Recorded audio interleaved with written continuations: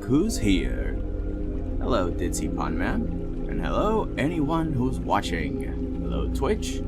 Hello, YouTube. How we doing today? We doing good? We chillin'? Let's change this up, shall we? Forgive me, I've been working around with my mic and stuffs. But let's bring it all down. Let's put some groove on.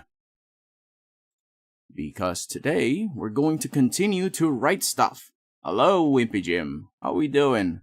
You good? You Gucci? You working on stuff? Because right now, we're going to be working on stuff. Let's put in some music. Oh! That's a little loud. Sorry about that. We're gonna keep that as background music. Let's take away the timer. Let's take away the thing. Ooh, hello. Oh my, hang on. Ooh, there we go. Today we're going to be writing. Specifically, we're going to be working on tutorials.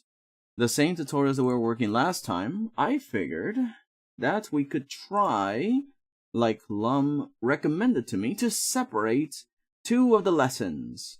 The lessons being form and shape. Apparently, and as I figured out, they're very different things. And this time, I'm going to keep them we're going to keep them separate and focus one over the other. You're making a game, another game? So yeah. Okay, good. Well, today we're going to be just working. If you're going to be working on a thing, then we're all going to be working on our own thing. Is good. Right now, I'm just going to be thinking about this. I took down for today the text to speech thing, because I really need to focus. I really need to.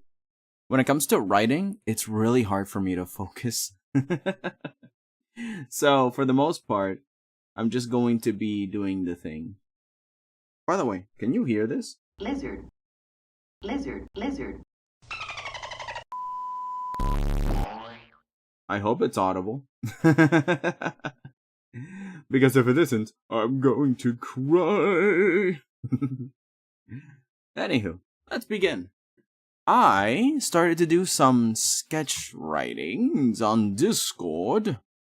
So that way, oh, let me make this thing always on top so that I can always see all the chats on top. Yeah, there we go.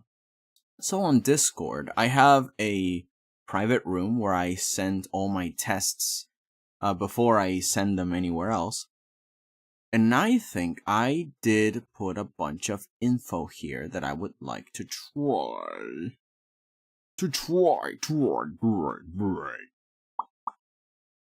Let's see, construction, blah, blah, blah, blah. No, at the bottom.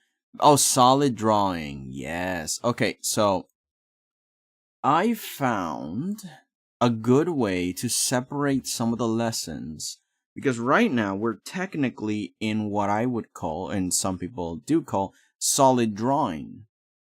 But I think this is what I'm going to call this segment, because we've been working on line art, we've been working on shapes, construction, form, blah, blah, blah. And all these things equate to solid drawing.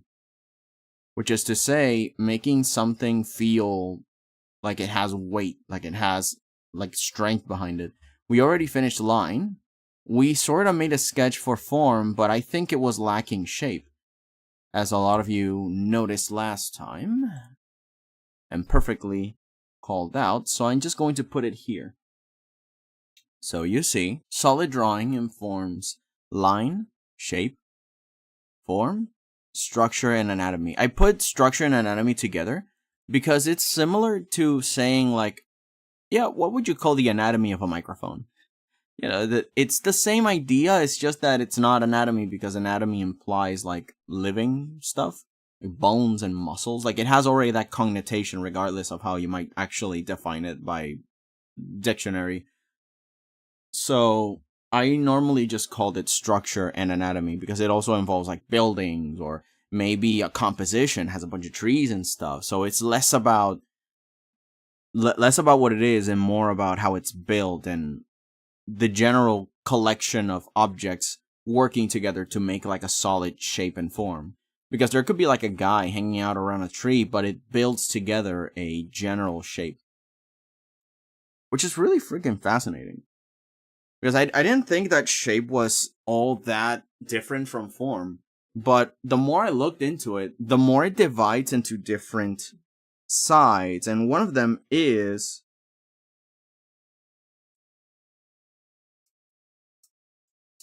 the construction of objects. I'm just gonna put subjects because it will imply objects, people, plants, fungi, anything that involves like that it has form. The construction of subjects. Or it could be also that, the construction of forms, because it implies everything. The construction of forms, but also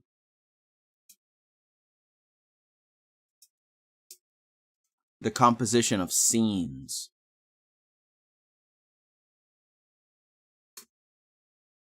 You know, because it's kind of like when you're into photography. You know, see, this implies more into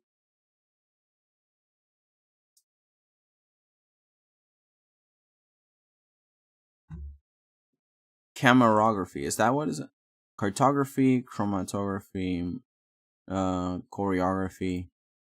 No, in Spanish, camarografía it's called. Let's see if I can find a translation.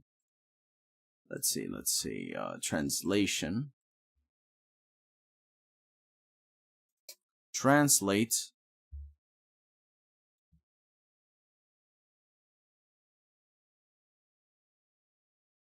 Camarografía. Yeah, you see, camerography is what I would assume. Yeah. Does that word not exist in most vocabularies?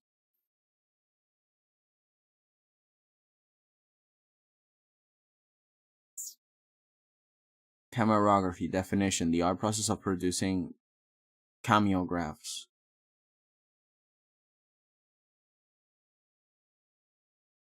What's a cameograph? Is it the same thing?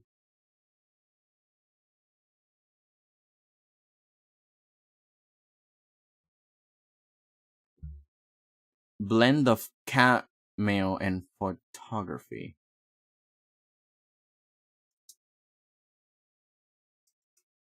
Graphy implies like marking or drawing. So when you say photography, you're also saying drawing with light. You know, photo for photon. And graphy to mark or to graph. No, not cartography, cameography. Also, yes, it's another FNAF game. Alright. Cartography. No, not cartography.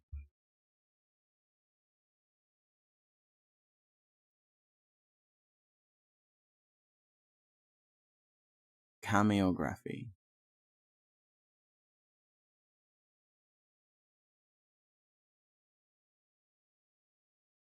The art or technique of engraving cameos is an image in relief produced largely mechanically from photographs. Cameograph refers to an image representation created in relief where the subject is elevated against a background.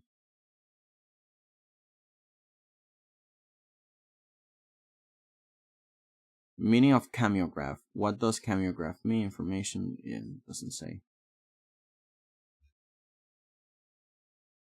I wonder if it is a technique or if it is just...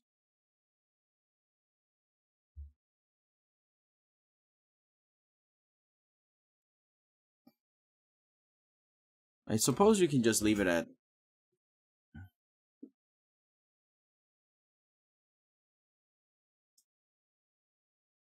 like, sure, filmmaking.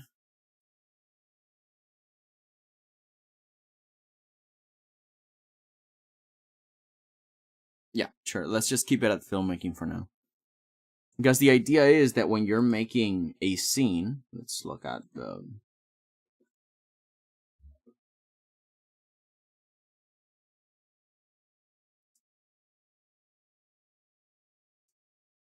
It's a filmmaking composition.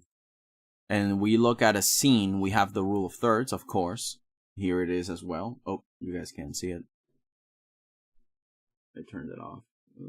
Browser. Here it is. So in here we have the rule of thirds, as you can see in this corner over here. I'll grab myself in here. This is like the rule of thirds, and you can also see it here. But you can also see it in stuff like this. You see like this nice triangular shape that collects this character on frame. That's also one of the things about shape. You can use it to identify. Oh, this one's good. This one's real nice. You see this? This very clean composition. Again, it's playing with shapes. Shapes involves a lot more than just creating a character with simple shapes or breaking down scenes. It's more about like that balance and that flow.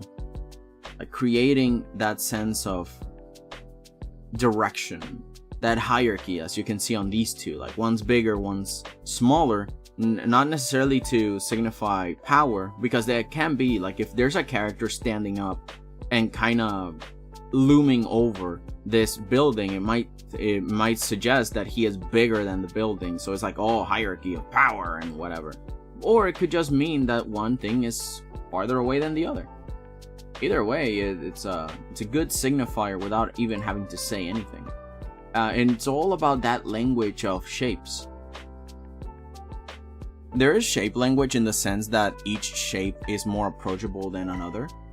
Or it can also be that it's simply a good reference to approachability, flow, hierarchy. Oh, you see, like this moon over here is small compared to like the big triangular tower and stuff. Let's see if I can... Yeah, there we go. I have it like this, by the way, because I can't see. I have my chats over here. I have my Twitch chat up here, and I have my YouTube chat down here, so I can't really see the whatever the heck I'm showing you guys. So I'm moving it here, even though it might look a little weird. But yeah. So in here, we have like a nice hierarchy of shapes. Like it's big triangle versus like the moon. And it's a little bit higher than the moon, so it kind of like holds it in this nice invisible triangle. Like if you move from the top of this structure all the way straight, it's like this negative space of triangle. It's really nice. And this is the one that I was talking to you guys about. Like the looming shape versus the smaller shape, to either signify a hierarchy of power or a difference in distance. There's also basic perspective as well, obviously.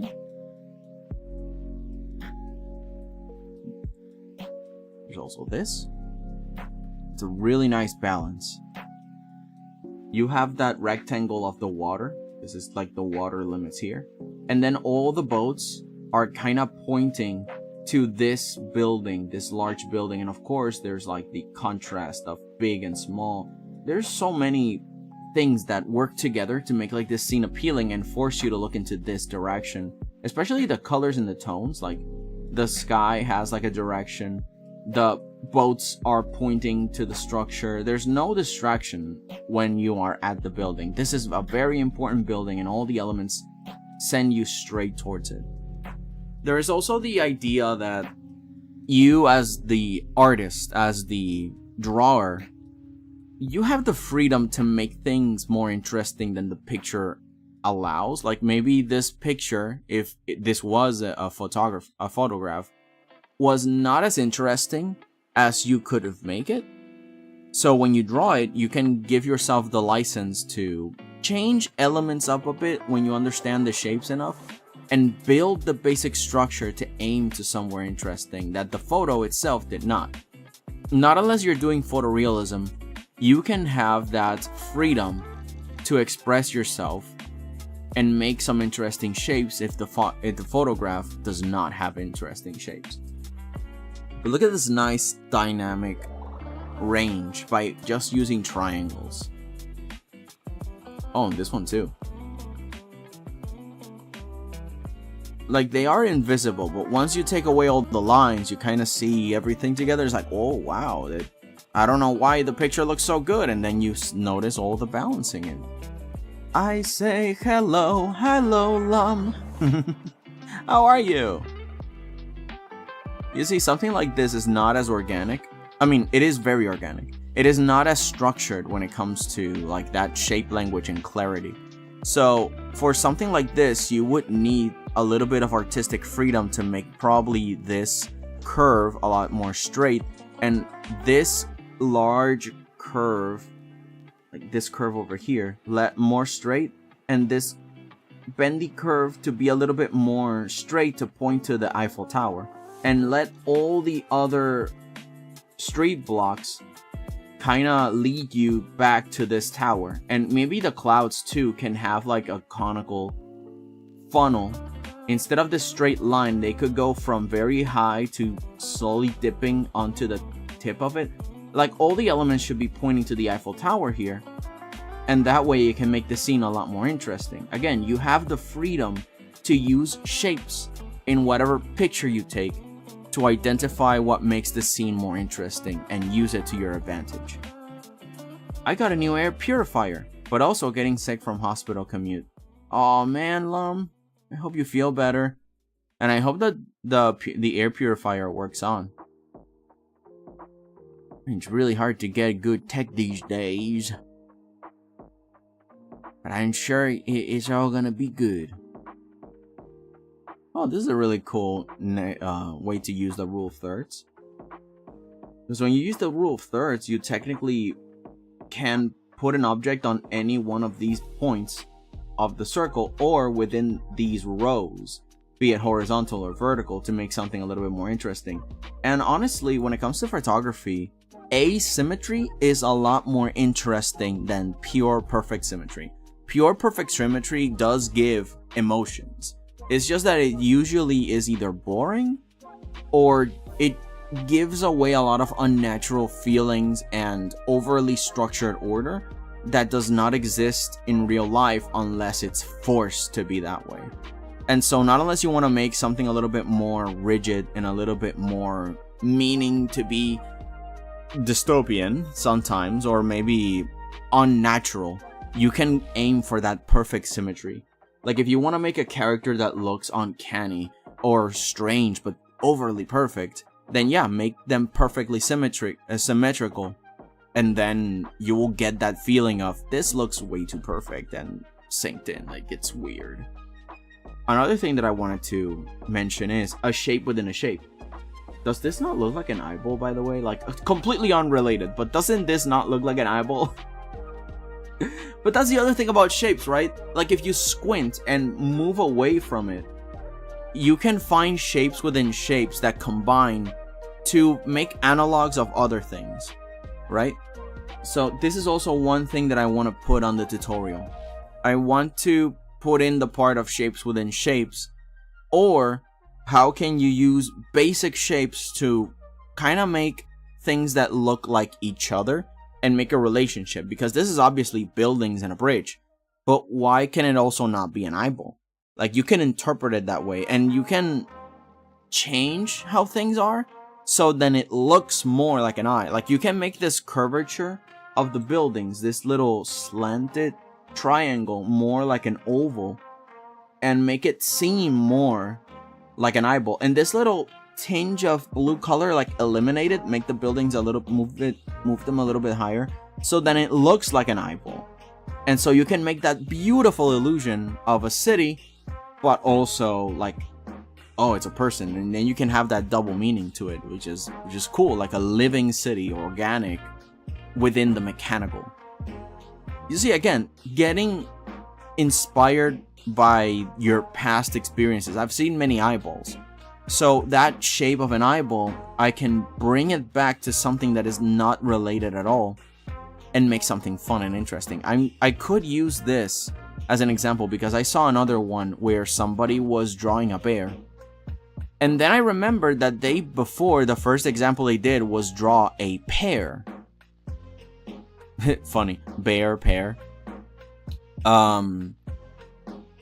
Oops. Let me actually show you guys. Reopen, close tab. I wanna show you guys this. Let me go back to my history. I've been looking up for I've been looking for some tutorials. Who was it? Was it you? No, it wasn't you. It wasn't you. It was you. You're the one who drew the thing. Okay. So over here, no, it wasn't him. I mean, he drew the bear, but another character drew the pear. Was it you? Oh no, it was you. Yeah. Okay. So this tutorial, I was looking for to gain some reference. Oh, sorry for the flashing lights. Okay, so let's see when they draw. Okay, here we go.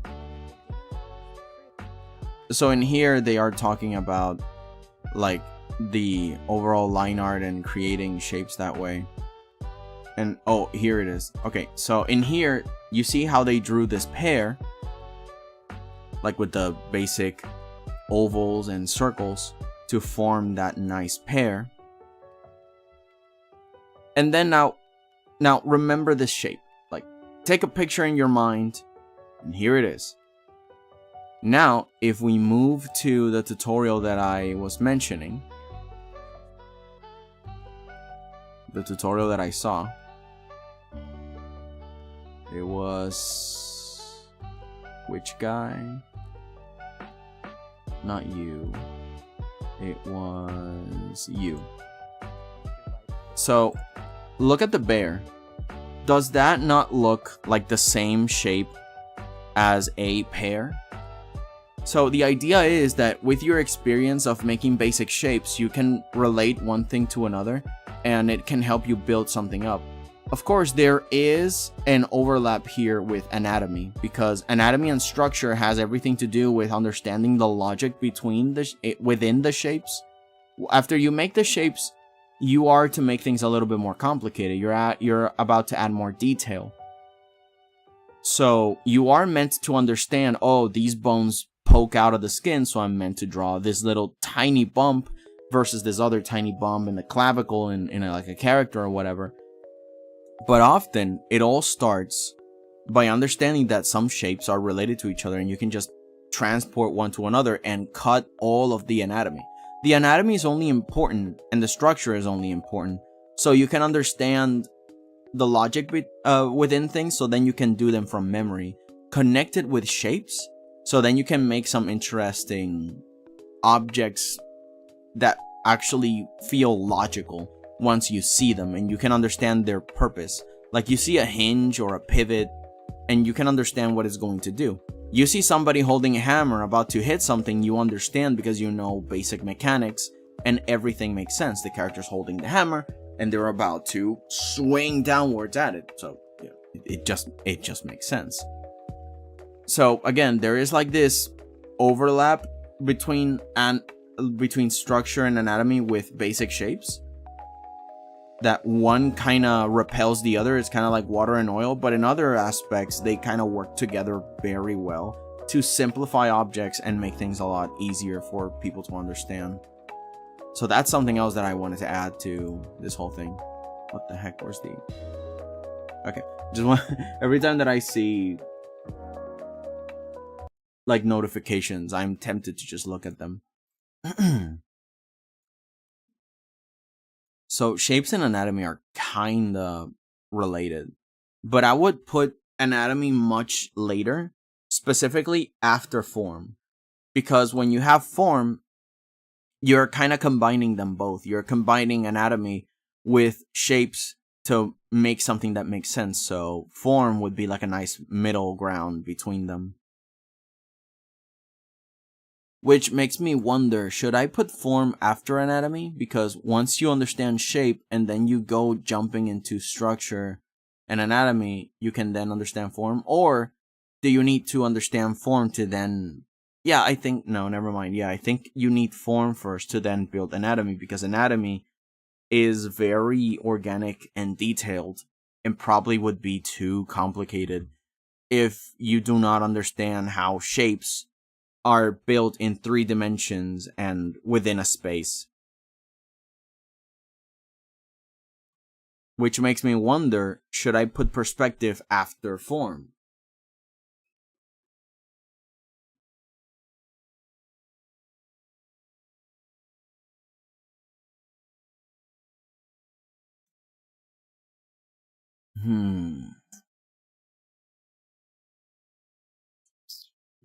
Maybe so, because anatomy kind of works with everything that went from the past. It works with lines, it works with shapes, it works with form. But if you don't have form living in 3 dimensions, then you can't draw anything. To tackle perspective after the detailed logic of anatomy, especially when anatomy involves a lot of organic poses and angles, yeah, I think perspective should be a must. If anything, I think this is one of the reasons why form should be its own tutorial, because you have to combine it now with the craziness of perspective. Form cannot exist independent from perspective, because it involves the shapes, but it also involves the bulk of 3-dimensionality and how it functions in space. So I think perspective would be a really good bridge from understanding the basics of tracing something on paper and then building it up in 3D space, which it can be anything. Again, structure and anatomy, I think, is the last step of solid drawing.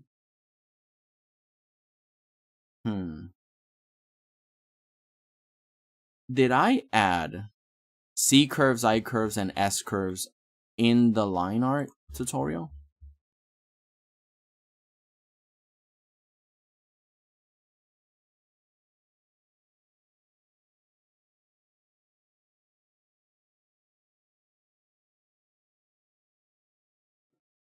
Let's see. How to apply it or how to learn it. Let's see. Our styles are fine, but never an excuse to sacrifice clarity. Even chaos benefits from having a place or be allowed or to be... hang on, I think I wrote something wrong. Even chaos benefits from having a place to be, comma, or allowing some definition to swim through it. There it is. I was missing a comma. See how messy many stylized lines close to each other can bring a feel overbearing. Keeping clearly defined lines is to be mindful of tangents, depth, size, hierarchy, contrast, colors, value,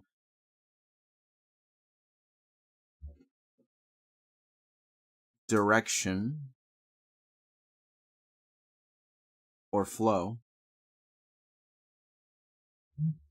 or motion. A style can be presented in a more appealing light.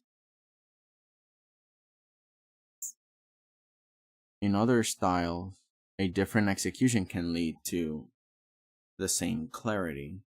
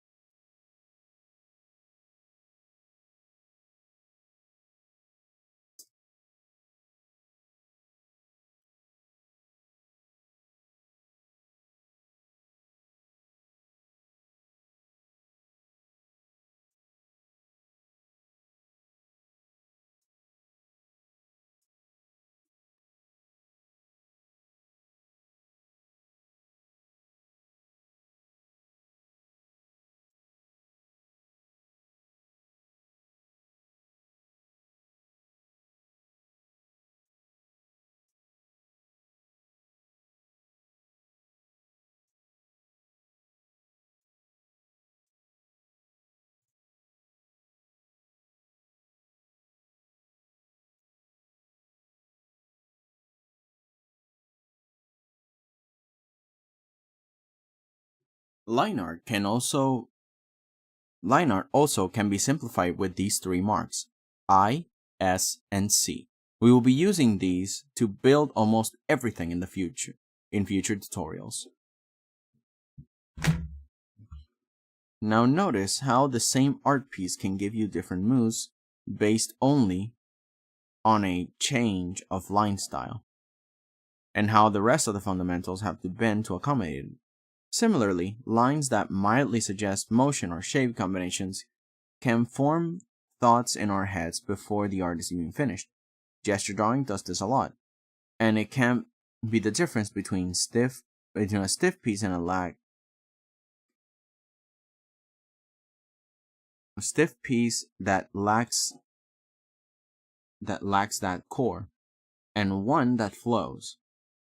Lines with purpose are essential to drawing, but even more so. Hang on, I'm gonna move this down here because this one's talking more about the structure of the line. This one's talking more about the texture of it, which is fine. Lines with purpose are essential to drawing, but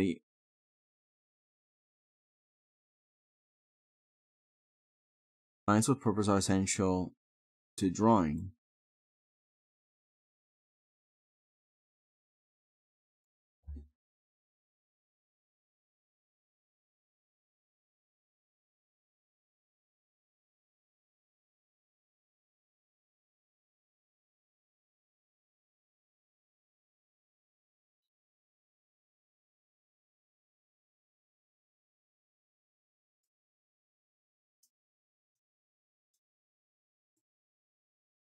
Some basic.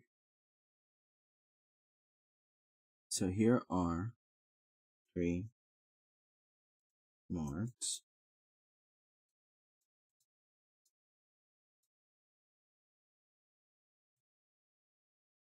Build anything.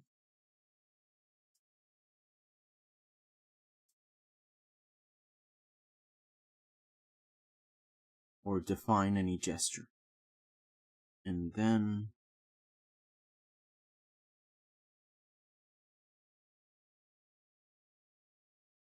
S, I, and C. We'll be using these to build something. We'll be using this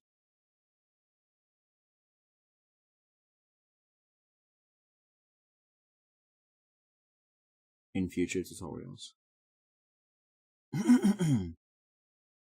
Okay, there we go. Now I think it makes sense. Lines with purpose are essential to drawing. So here are 3 basic marks that can be used to build anything or define any gesture. I, S, and C. We will be using these in future tutorials. Hello! Hello, Unsure! Welcome! How are you doing? Today is a writing stream. We're going to be working on multiple tutorials, or at the very least focusing on shapes. And I am making sure to cover my bases because for shapes, some very specific lines are necessary to build almost any shape.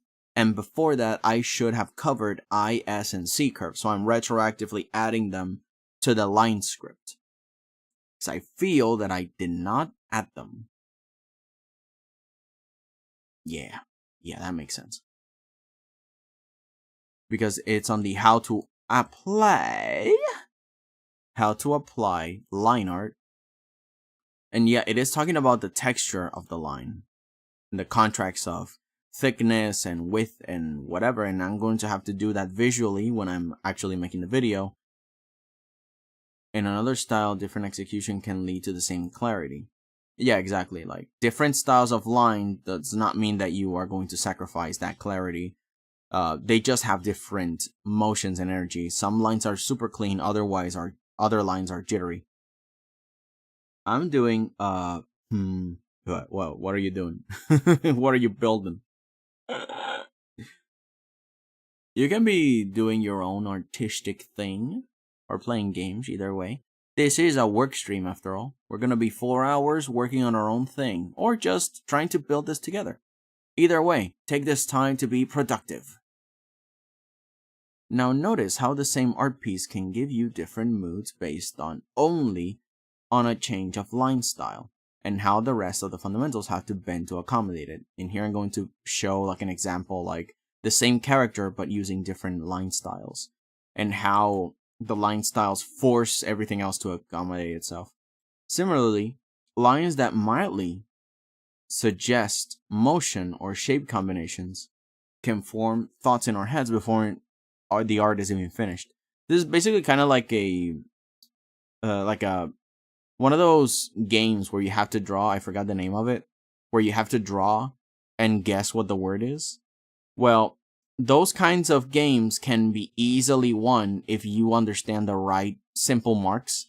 Not like a full shape, just simple lines that make you feel or identify a scene, and it's like, oh, I know what it is, and that's it. Just a few, like imagine you just draw a stick and then a wavy line. You know that's a cigarette. It's kind of obvious. Or maybe you draw the silhouette of a woman, and it's like, oh, that's a woman. That's it. You don't have to draw a woman, just the silhouette and the basic lines of it, you know?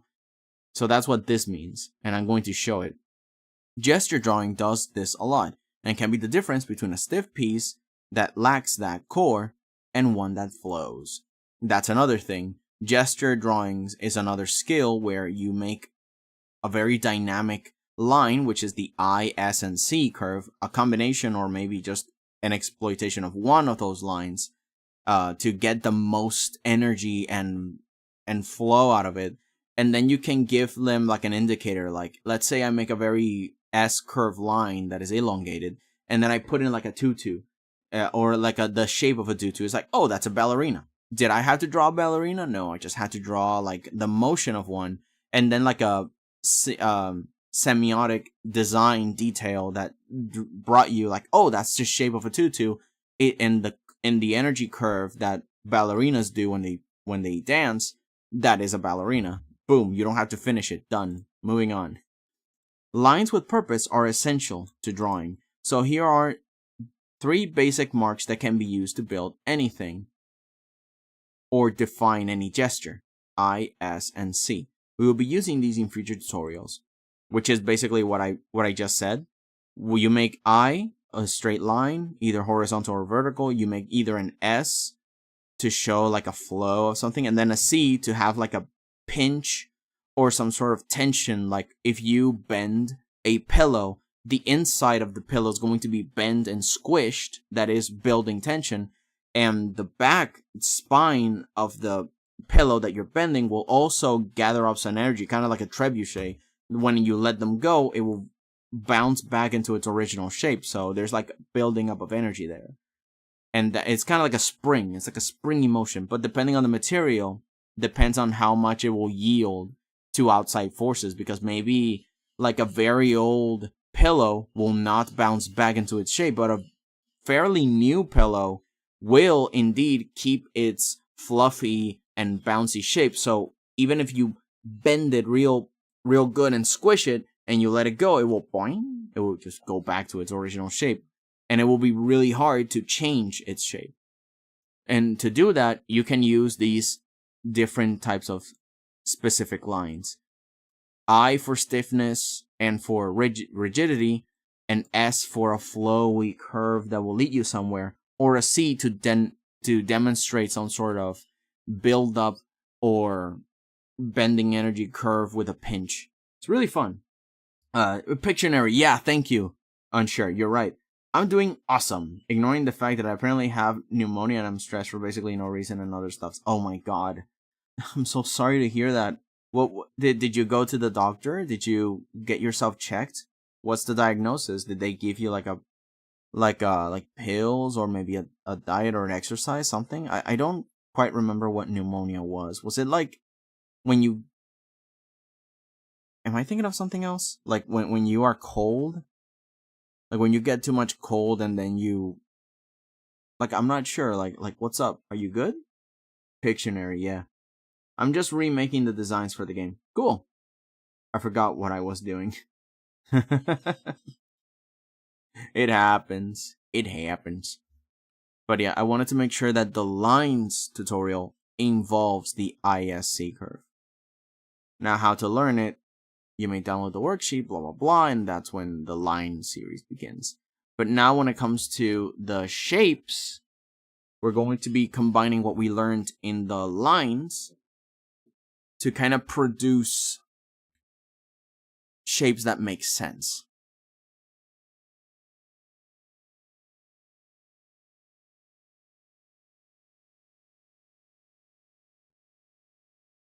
Oh, this is the one that I was looking for, the solid drawing one.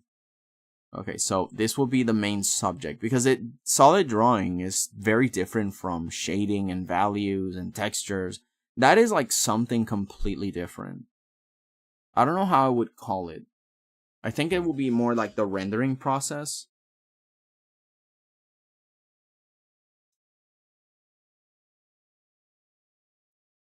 And that's when we can get into values, shading,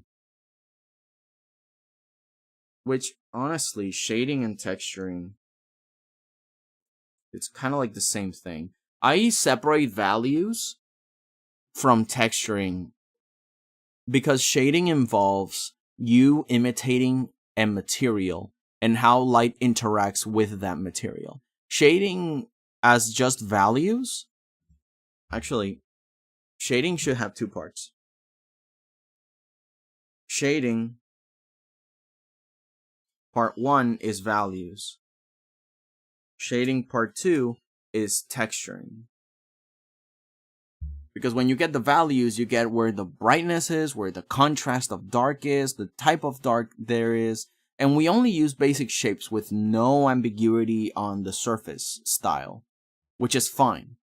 But once we get into shading textures, that's when things are different. It is the same principles of shading, but you have to learn how light interacts with an object. It's kind of like when things are glossy, the light bounces back. So you will need to understand where the white spot sections are, where the light hits, and how glowy they are depending on the nature of the bounce. Is it very blurry, so the light that bounces back is very scattered and feathered? Or is it a very sharp, very clean surface where the light bounces very sharply and clearly, so all you have to do is like this, like the shape of the light source itself, basically. If it's like a lantern with a circle that just shoots light and the surface is very clear and shiny, then it will just reflect as a circle. It's a very bright circle. And there's going to be very little scattering of light.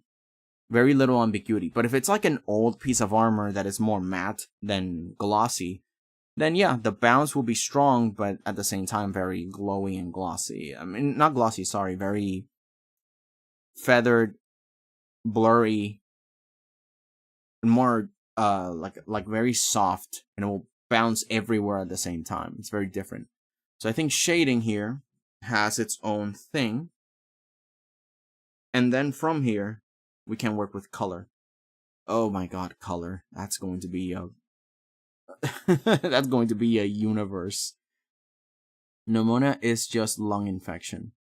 And just kind of sick and have to take antibiotics. Oh, that makes sense. The antibiotics part makes sense. You're trying to kill that infection. You're trying to work with, yeah. And especially if it's targeted, because hopefully the antibiotics don't just destroy your entire, they kill biology. That's the point of antibiotics. And so long as it's well aimed, then it will kill the right things. But too many will start to affect other biotics, other biology. But yeah, I hope you get better. At least you're getting treated. That's good to hear. I'm happy to hear that. Oh god. Okay, so there's color. Again, color values, and I think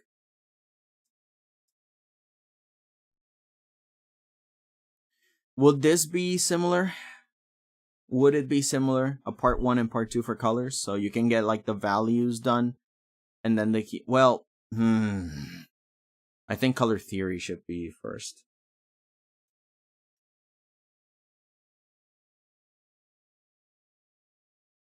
Color theory, like HSL, RGB, CMYK. This is basically the nature of light.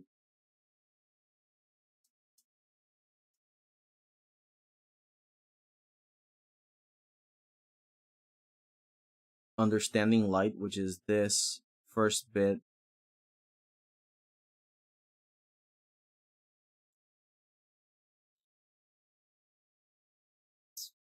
Photography is what I explained before. Photo implies photons, as in the building blocks of what makes light in a subatomic level. What is light?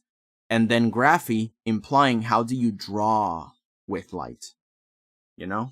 So I think this and the nature of light should be close up together. The nature of light, like what is light, and then we move on to photography, drawing with light, and then we can start working our way into like, oh, this is how we've categorized it, RGB, CMYK, and how light handles like the physical world versus how it is when it's just white light in a prism and then it splits. And then the nature of light, how we further categorized it in hues, saturation, and luminosity or brightness. It could be HSB for all I care, but you know, we still use luminosity, so HSL is universal. And I don't know if I should make these separate, but that's something for another day. The point is that we can divide solid drawing with rendering easy. Because it doesn't matter how well you render, if the base structure isn't good, then very few of anything is good. Let's see what other... And to think we're only in shape, man. I wanted to combine them, but no. A very novice beginner would need to understand the importance of shapes. Oh, this is something that I copy and paste from the Discord. This is really cool. Hang on. So, in this program, which is, by the way, LibreOffice, it is a free replacement for Word documents. So I'm going to clone formatting. I'm going to click this. And then you see this bucket. I'm going to highlight what I want. And boom, it will copy the style of this, so I don't have to shade it and then look for the right font and the right shape, the right size or whatever. It's like, no, just copy the style of this and then there you go. It's a really cool program that exists in Office, but it also exists here. It's really awesome. All right, let's see. What did I wrote? Because I wrote a bunch of stuff on the Discord and I'm going to actually look for it. I'm going to look for the Discord. Specifically, go find... Oh, let's see. Because I was doing laundry today before I came here. And I was just writing a bunch of stuff that I remembered at the top of my head. We're going to just throw all the ideas at the window. I mean, at the wall, not the window. To the window! To the wall! So lonely. Alright. So, did I copy this? The pair thing. Okay, shapes. What is it? What is it important? Blah, blah. Did I write this? Where is it? Now that we've seen all those possibilities with lines, okay. I paste this. Is this something different? No, it's the same. How to execute shapes with clarity. Yeah, this is the... We are working in what we could call flatland. Okay, I paste that, but I haven't pasted everything else. Okay, this is like the example of the pair. This is me just throwing random things that I remember at the wall, and then we're going to be structuring it slowly.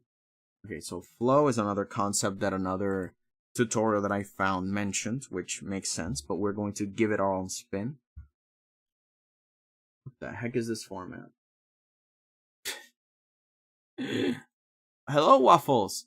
Hi, I know I should probably not ask you this, but like I said last time, I'm working on writing a character.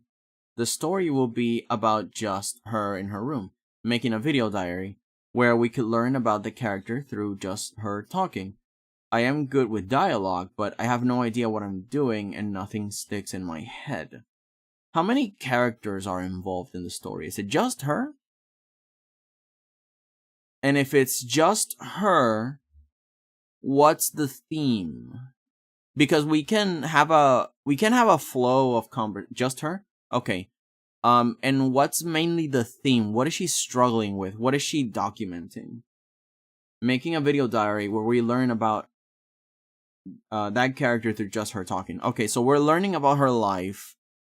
What exactly is the main theme of the story? Which I think it's... Hang on, let me just write it. There's the main theme, and then from the main theme we have subtopics. And one thing works with the other, right?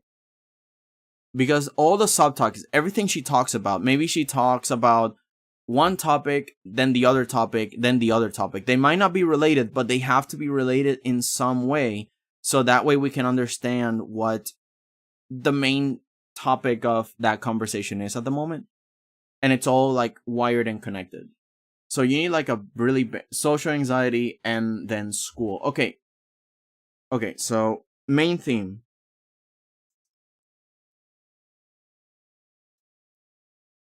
Social anxiety.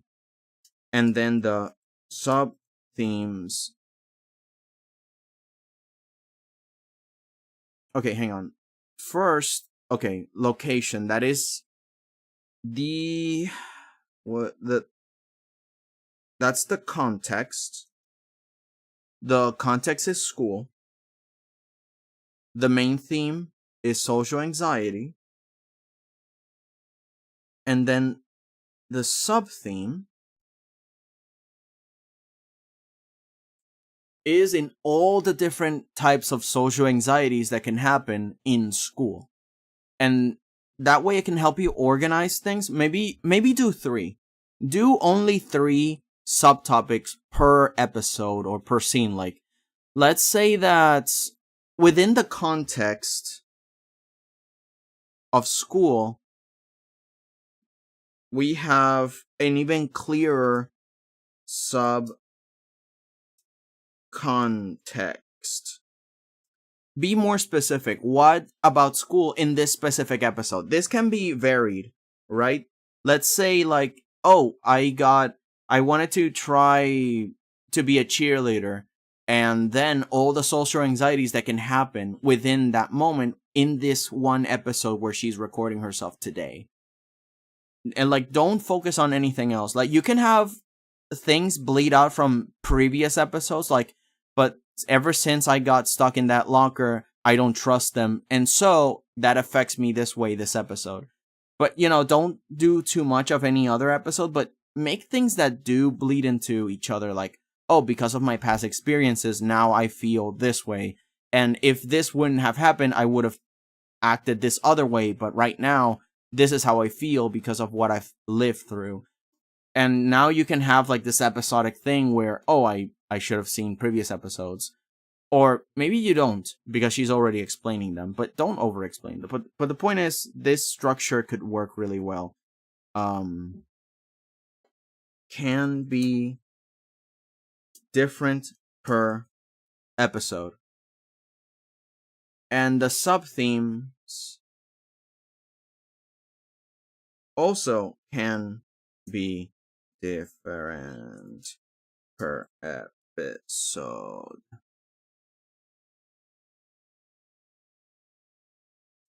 Old episodes affect new ones subtly. Maybe try this structure.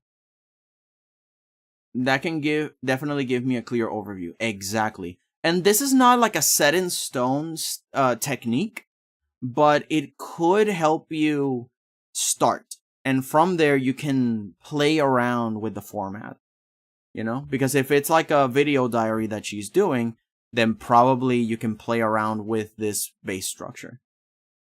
And if the context changes, then obviously it's like either an evolution or a prelude to what is happening today. Because maybe she graduates, right? And now the context is work.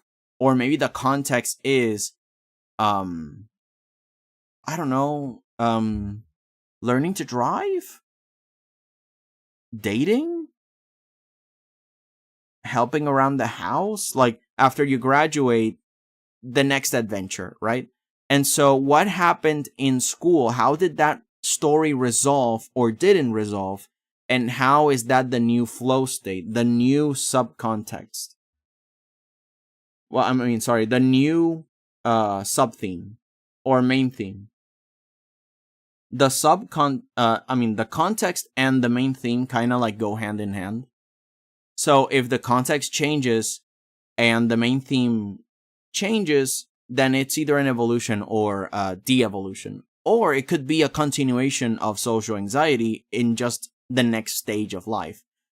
Which is really interesting because anxiety in school is not the same thing as anxiety in adulthood.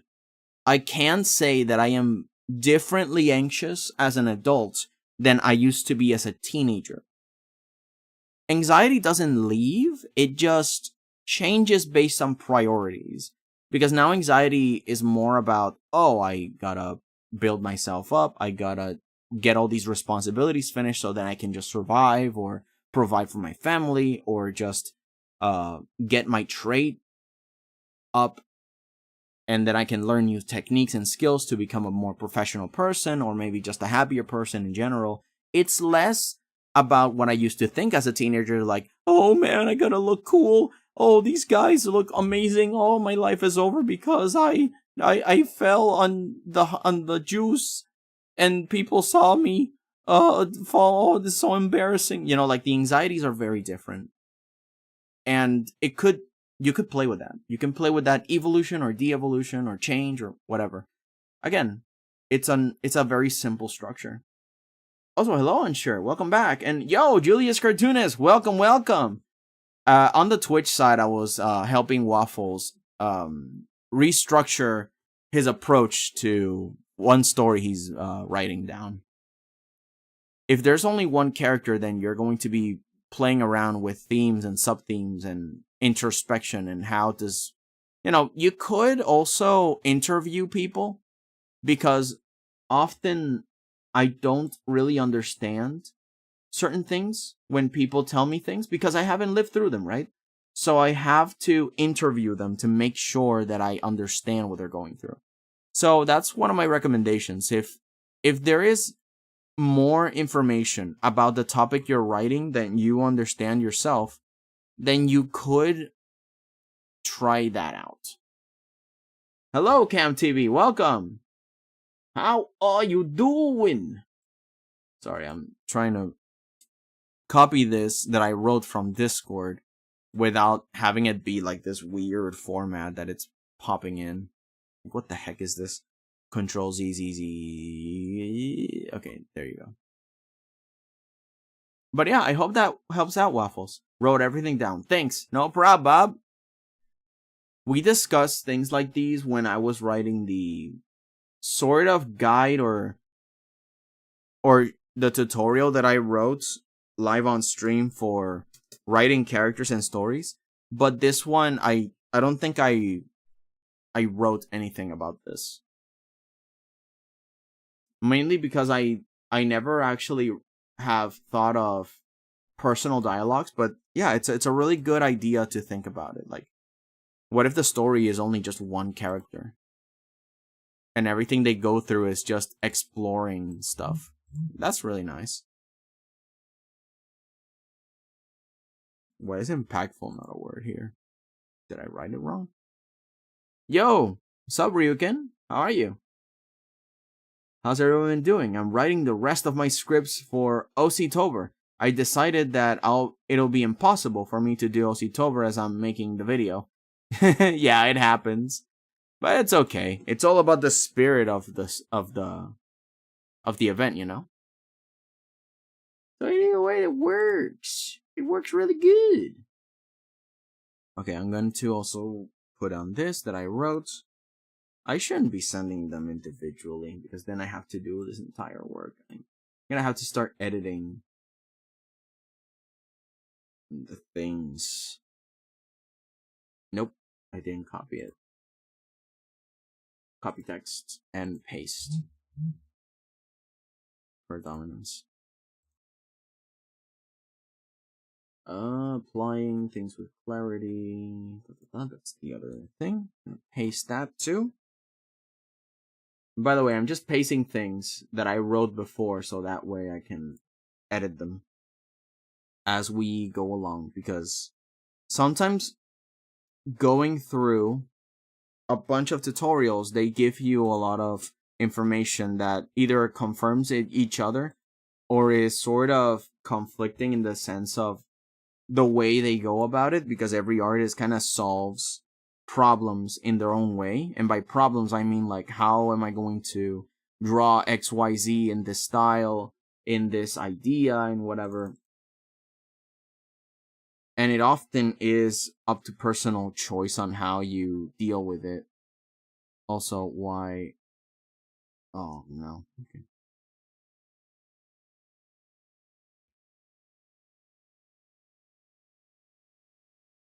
Why do you...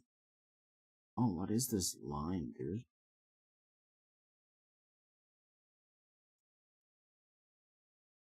Whoops. Due to an error... Oh, it crashed. We recovered automatically. Okay. Okay, let's reboot it. Yeah, send crash report.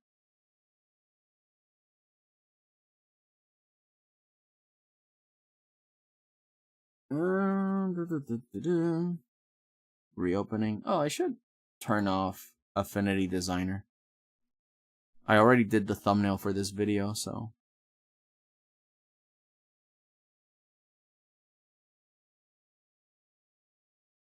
Restart in normal mode. It's fine. There we go. Recover selected. Yep. Let's see where it let me off. Okay, it kept the ISC.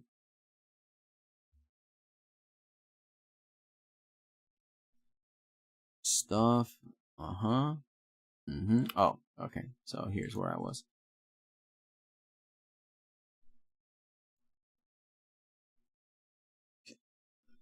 Delete.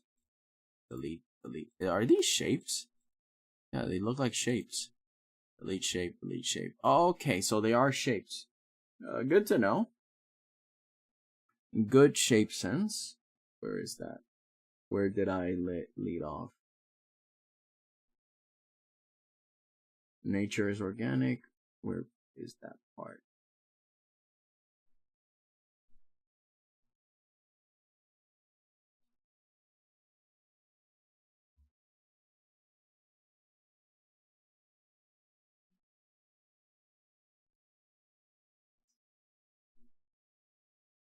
Good shape sense. Okay, here it is. It is not naturally occurring. I learned that from one of the tutorials that I was looking at, which brings up a good point that more often than not, the reference you take will sometimes force you to optimize how it looks yourself. Okay, so let's grab anything like the normal writing. I'm gonna grab the brush and I'm going to paste it on everything that looks weird. I'm going to...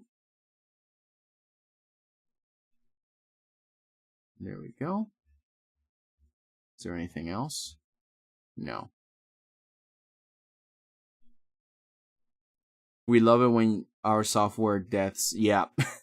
All right, her character design is on the community page if anyone's interested, not wanting to come or a particular way, just insecure about if this all works. Probably most frustrating project I have worked on all week. Really? Spiraling down my majestic, I beg of the have mercy on me. I don't recognize the song, but that's funny. Applying.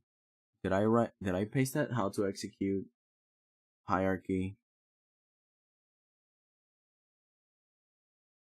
Oh, the first we draw this pair. Where is it? At the top.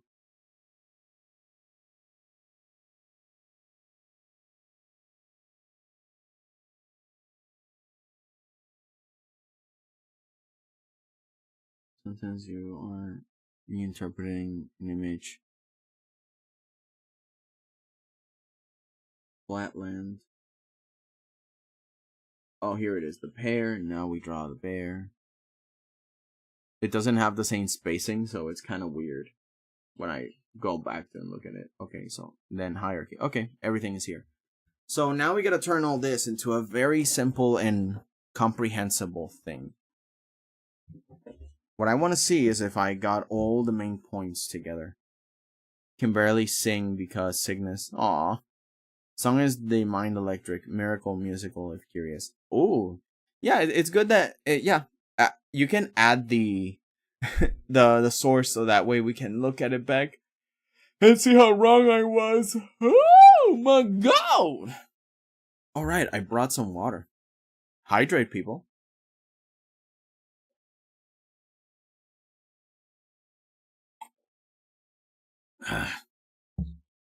We can't be working for 4 hours without hydrating. Okay. So let's bring everything in this blank new page. Let's go with the basic structure. The basic structure that I put up with this, the Why How series. What is it? Why is it important? How to learn it? How has it been applied with clarity? Although the how to learn it, I will put it last because it involves the tutorial section that is all about the practice, the workshop, and that we will create much later. I don't remember what thing I needed to do. You need a reminder. You need like a little booklet where you can write everything. Also, I installed some add to my computer, and now the taskbar, start button icons, and wallpaper look like Windows XP. It looks really pretty. Oh, that is so cool. Super huge customizable stuff. I like it. Man, the first time that they moved away from that structure design, I was so sad. I miss the Windows look, man. And the double clicking, that sound that clicking sound, oh. It's so good. I saw like a VTuber talking about their own design style for like branding their own avatar, and I think I'm learning a few things from that. So then when I make my 3D version, I can actually have a brand color and design style, and I can make like even frames for the stream and stuff, and so it looks real nice and whatever. More like me, you know. I've been thinking also of making a lore writing tutorial. Not tutorial, sorry, like a stream, just us writing my lore, if that's. I don't think it's going to be that complicated. Because I don't want like this epic lore. I don't like it when VTubers have like this super huge, powerful lore and then it never comes up. And I understand because it's like they're always hanging out playing video games and stuff. So the lore kind of never plays a part in the interaction between them and the community. So I want something when I write my lore that has more to do with me, myself, and I. So that way it's always present, no matter the game, no matter the whatever. but also nothing that forces me to be an actor, because I don't know, I just don't like to be an actor. At least not when I'm on stream. I like to be as genuine as I can be. But also, I don't tell everything because, of course, I like my privacy. So it's kind of like this middle ground. Oh, let me do the thing again. I want to copy this and then paste it on this word. There we go. Okay, and the same thing applies here. I'm going to copy this style and paste it on the word. Okay. I said that I want this style here. Thank you. Good. Okay, it is. I have a notepad for remembering things, but it doesn't work when you forget to write down the things you need to do in the notepad. Okay, so here's what you're gonna do. You're gonna have the notepad be like on a, what is it? Like on a string, right? You're gonna wrap the thing on string, or you're going to put it on a string. And then you're going to put it on your neck, or you're going to wear it somehow on your belt or something. And then whenever it is that you have to write something, you're going to have it always on your pocket or on deck. You're going to pull it out with a pen and then write the thing immediately and put it back in. That's it. That's what you're going to do. Or have the notes app always available on your phone. So when you need to write something, you grab your phone, write it down. There you go. And then you put alarm clocks that tell you routinely during the day, check your notes. Specifically for chores and then for other things. So you have two notes. You have notes for daily chores that you have to do every single day, or at least a few times a week. Like, oh, check the calendar for obligatory unchanging chores. And then for the rest of the things that just pop out. Oh, let me look at the random stuff. And make it routinely. Although the bright blue test does make it hard to concentrate when writing. Oh, really? You have like a visual distraction kind of thing? Duct tape it to my arm. Got it. You might be joking, but it's not a bad idea. I mean, except for me. It's a bad idea for me because my arms are hairy. Seriously? Okay, so we're going to be doing something this time.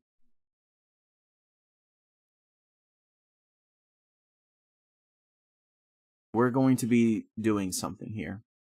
I saw on Twitch that there's like a bot again giving out the same message. So we're going to just select all of this, copy. Let's paste it here to, okay, it's here. So we're going to, first off, give them the timeout of their life.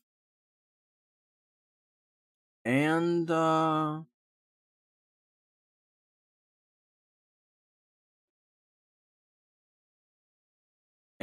super ban this person because they are a bot.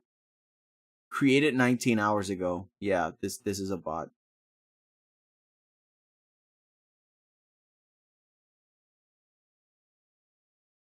And is there a way to report them? Okay, first we're going to report spam, bots,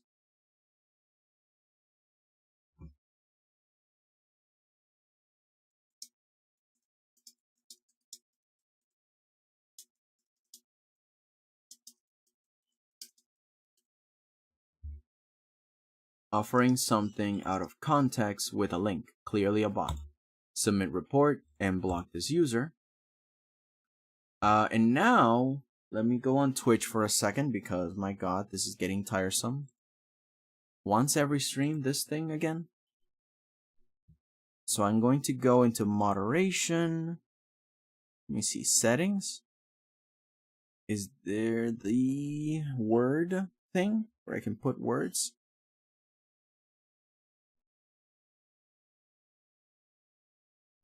block terms and phrases.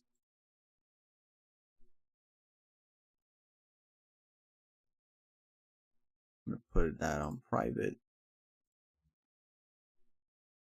Best remove the space, add. Another one that I could do is just the normal one.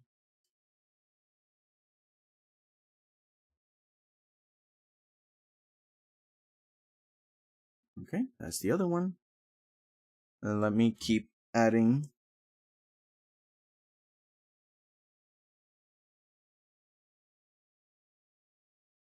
Should I put in just remove the space? Because that phrase...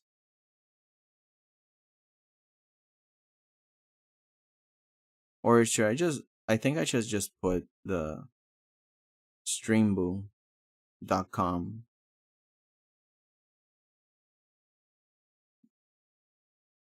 Yeah, there you go. 𝐒𝐿𝐵.com. Or just straight up 𝐒𝐿𝐵. I don't know what that is, nor do I care, so just, yeah, 𝐒𝐿𝐵. Yeah, if it contains that or any of those phrases, they are not allowed to send it. There you go. Done and done. Also, hello, King Henry. What did you write? Sorry, I couldn't get out. I was blocking a bot.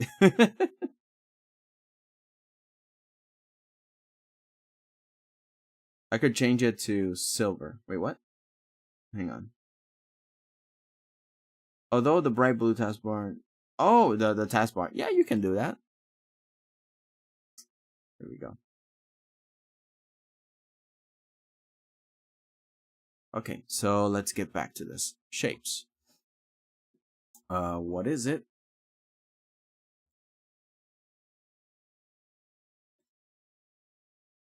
Why is it important? Has it been applied with clarity? So, what is it? I'm going to look up the things I wrote, and hopefully I can make a version that makes sense. So, let me scroll up under...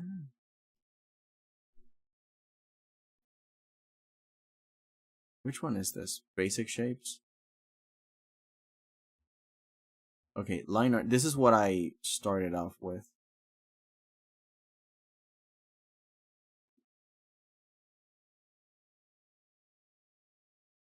And given volume, I think this is too advanced. Because I recently learned the whole separation thing of composing a scene and breaking down a subject. So I think this is the first thing I should tackle.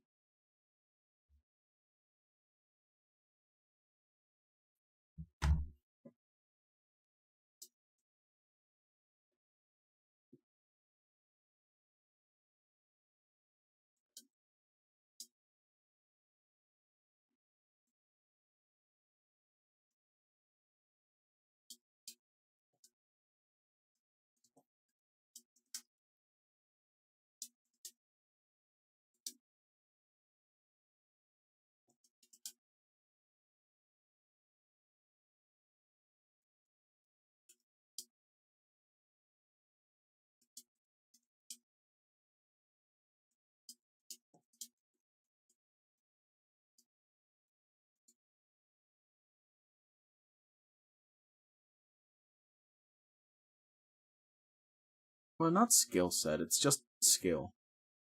Refers to phonograph.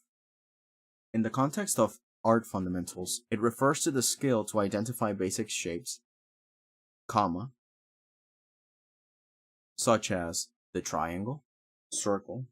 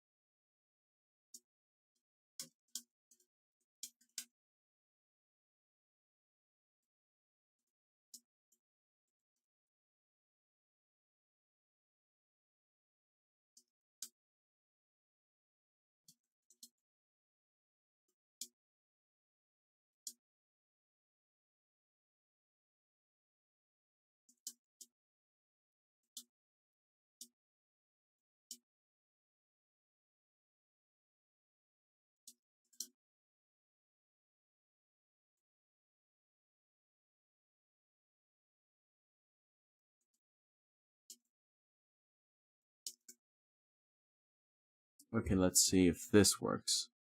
This is, I think you accidentally disabled a layer on your VTuber model. Oh! Oops. Oh yeah, this is the model for the Delta Room thing. Hang on, let me bring it all back. Yeah. Because I deleted the green, so if the scene is black, let me. Yeah, you see what it is? Because in Delta Room, normally the whole thing is like dark, right? You only see like this spot where the subject, the program was, right? Where am I? Viado 2. Viado 2. Viado 2. Viado 2. Here it is. So this entire shape is like, empty. And this part is black, so it works out for Delta Room. But not so much for anything else. When I turn it back on, I'm like, ah! Right, so this is the model. Because I got like the one for Lethal Company, the one for Deltarune, and the default. I rarely change. I wanted to make one for Gris, but yeah, I ran out of time and I got lazy. But yeah, I think I accidentally hit a button. Let me see. If I hit this button, yeah, there it is. Oh yeah, these are the buttons to change models. I accidentally must have hit them in the number lock. Son of a lizard, lizard. Can you guys hear the number pad things? lizard, lizard, lizard, lizard, lizard, lizard, lizard. Because I couldn't hear them when I was testing them. Lizard, lizard. All right. So, in the context of art fundamentals, it refers to the art fundamentals or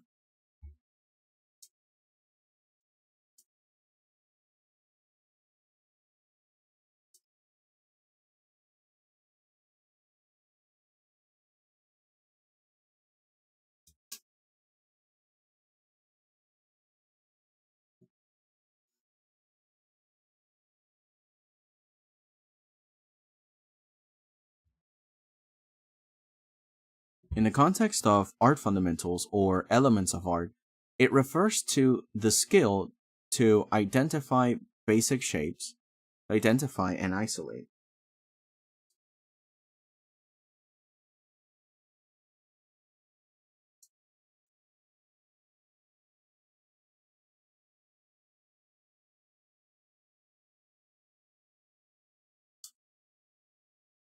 No. To identify basic shapes such as triangle, square, or whatever in a picture or a subject, all for the purpose of simplifying or measuring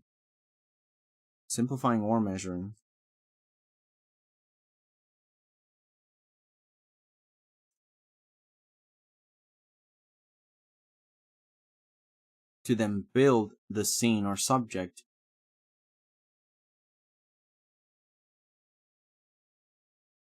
as you redraw it. Does that make sense? Does that define what the concept of shape is? The skill to identify basic shapes in a complex picture or subject.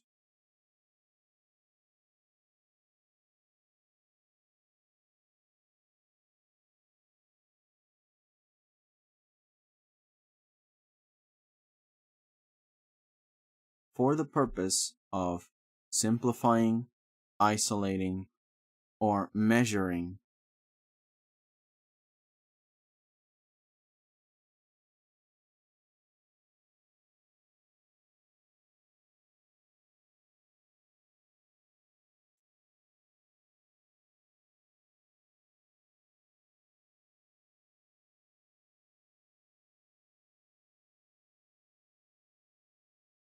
simplifying, defining,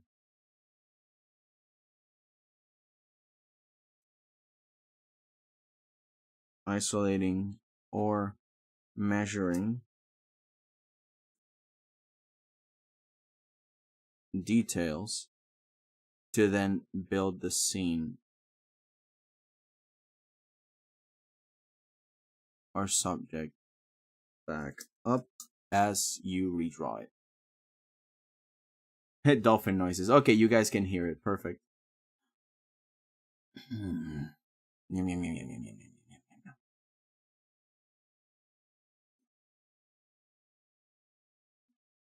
You guys let me know if this sounds right. Like, is it understandable? Should I use simpler language?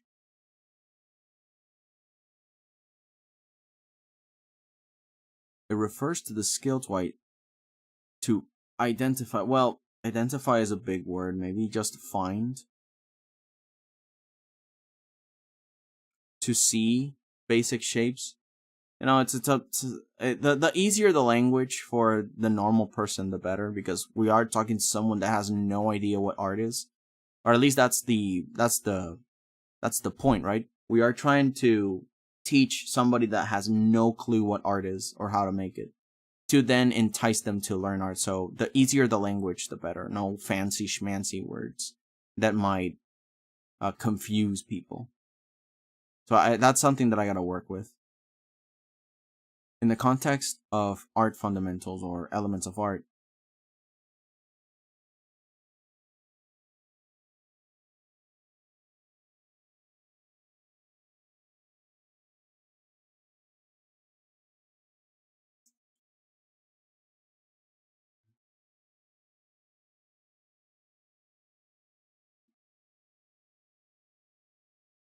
yeah, you see the whole thing about it refers to, which is good. I like it, but again, people might find it pretentious, or maybe it might. I don't know. I want it to be very simple.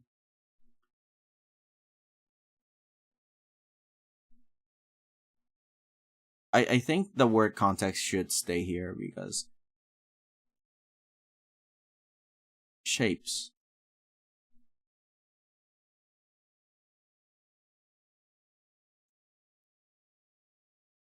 In the art fundamentals or elements of art.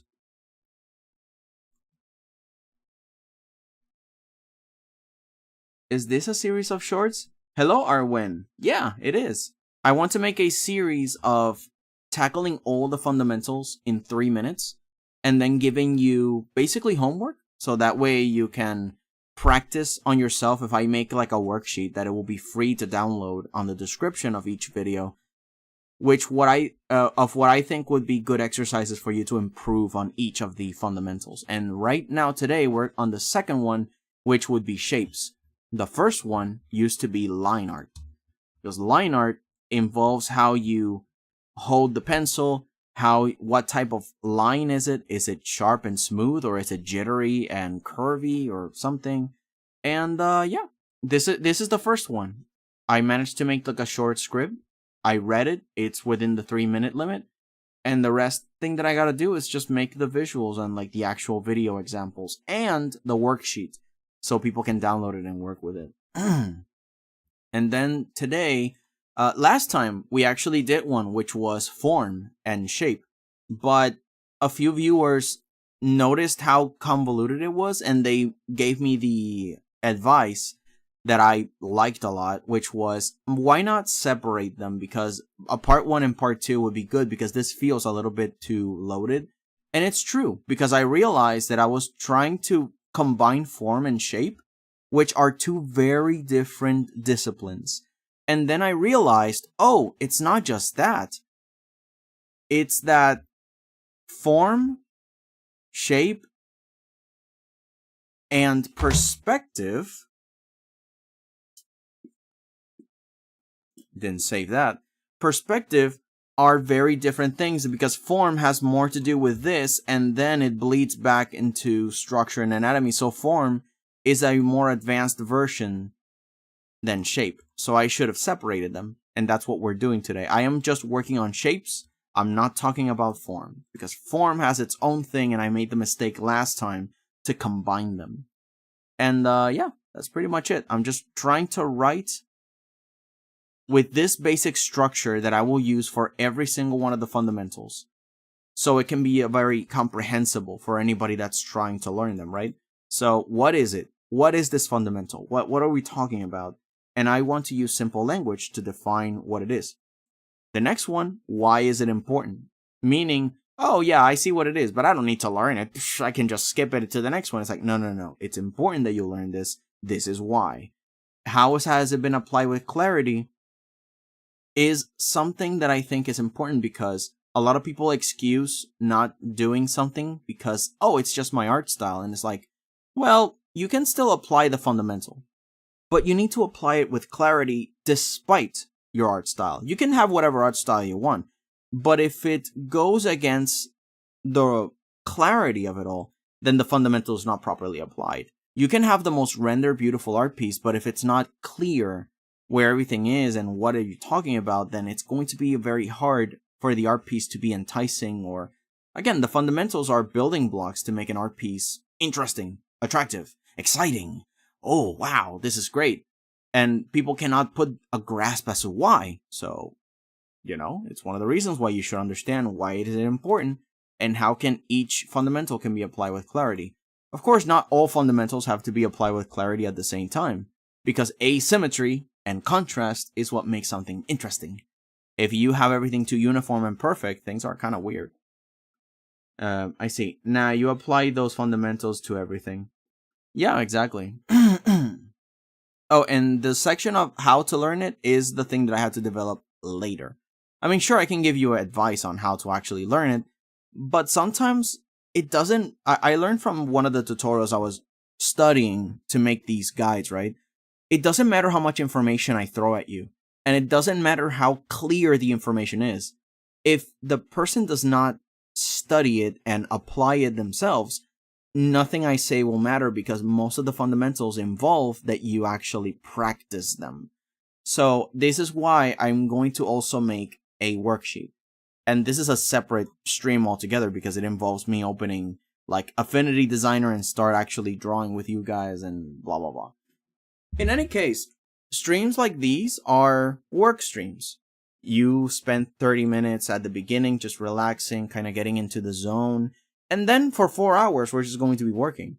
I'm a weird streamer that enjoys when people are not watching me, specifically because you are focusing on your artistic job. You know what I mean? Like, you maybe tune it off a little bit or put me in the background and just work on your thing. Waffles and Animations right now, they are on Twitch and on YouTube.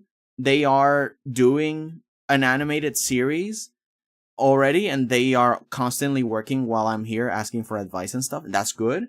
Wimpy Jim is making a video game on their own time also. And Julius Cartoonist is also here. He's also working on his 𝐒𝐫𝐢𝐭𝐢𝐧𝐠 project. That, sure, we're out of October, but it doesn't mean you're going to stop, right? So all of you guys have been working on cool projects, showing them off and working here and there. B also sometimes pops in here, which is a fantastic artist that is in college, and she's been posting her own art. It's just fantastic. It's great. So yeah, you can take this time to maybe learn something from the things that I find, or you can work on your own projects. Either way, it's 4 hours of uninterrupted chances for you to lock in and work. I do use Lumines, but box method works for beginner. Oh yeah. Yeah, that also works.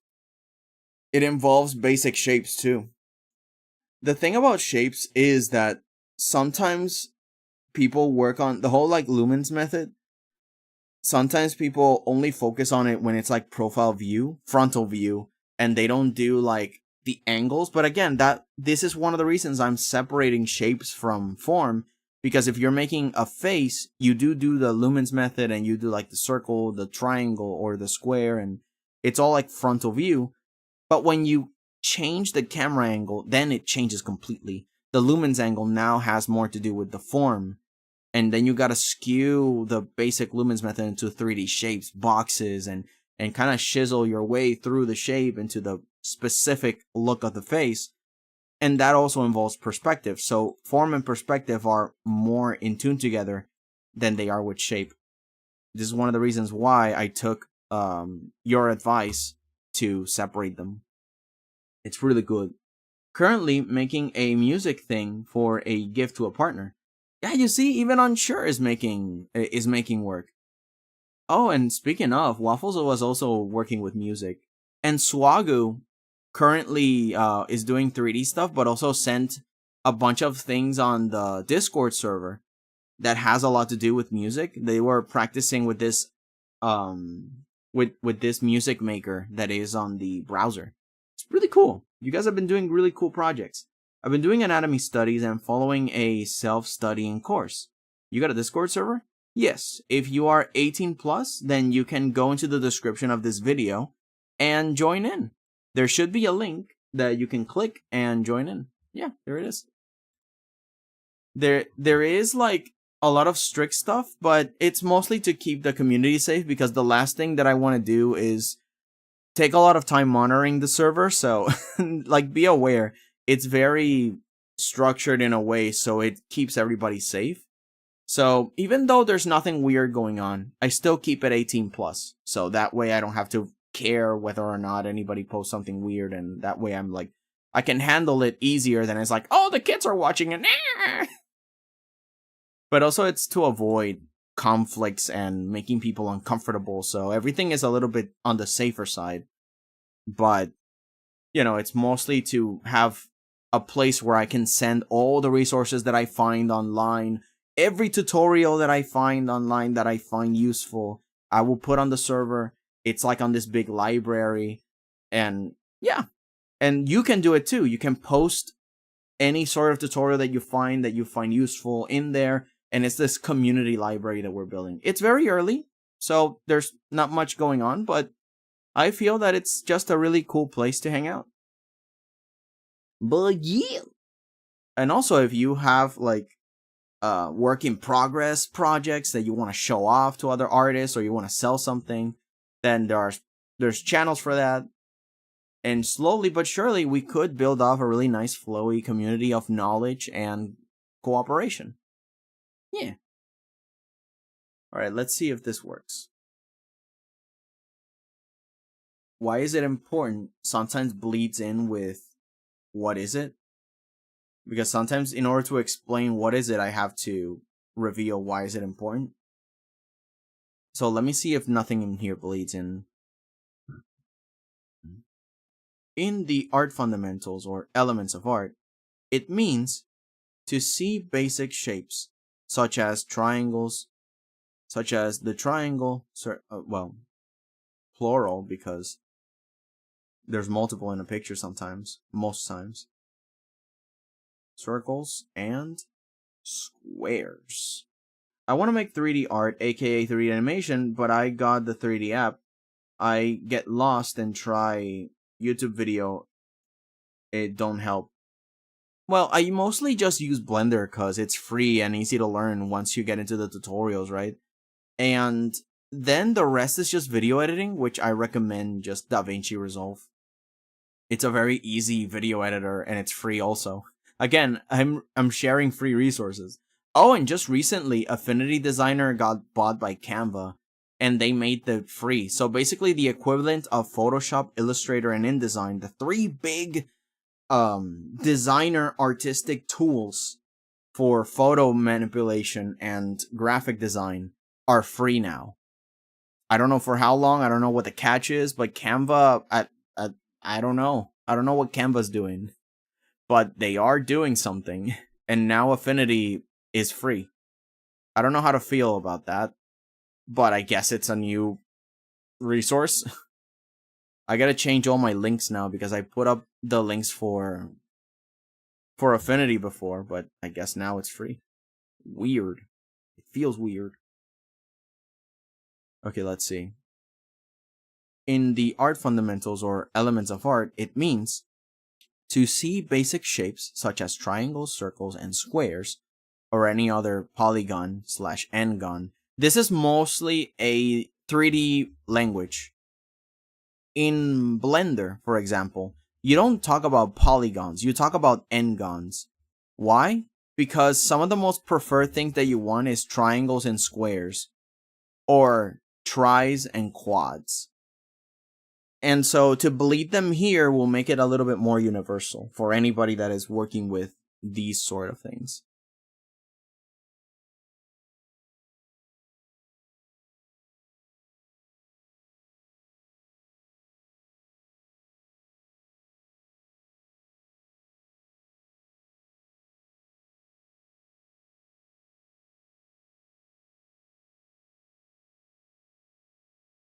Actually, n-gons and polygons are kind of like a composition of the three shapes. So I think I can meld them. You're killing me with the spelling bee. Yeah, I'm not that good at spelling. My bad. But the concepts are still there. To see the basic shapes such as triangles, circles, and squares in a complex picture or subject. Comma, for the purpose of simplifying, defining, isolating, or measuring details to then rebuild the scene or subject back as you redraw it. Still here. Glad to see you, Jim.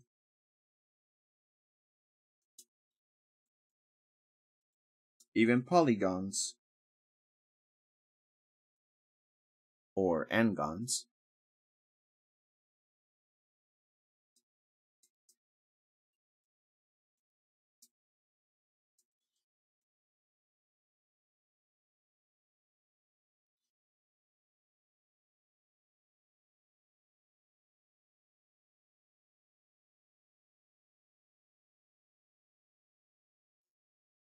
let's see.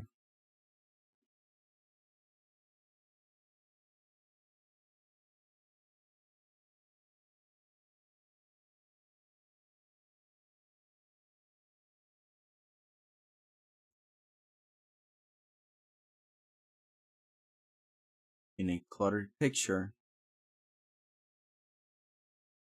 or subject for the purposes of simplifying, defining, isolating, or measuring details.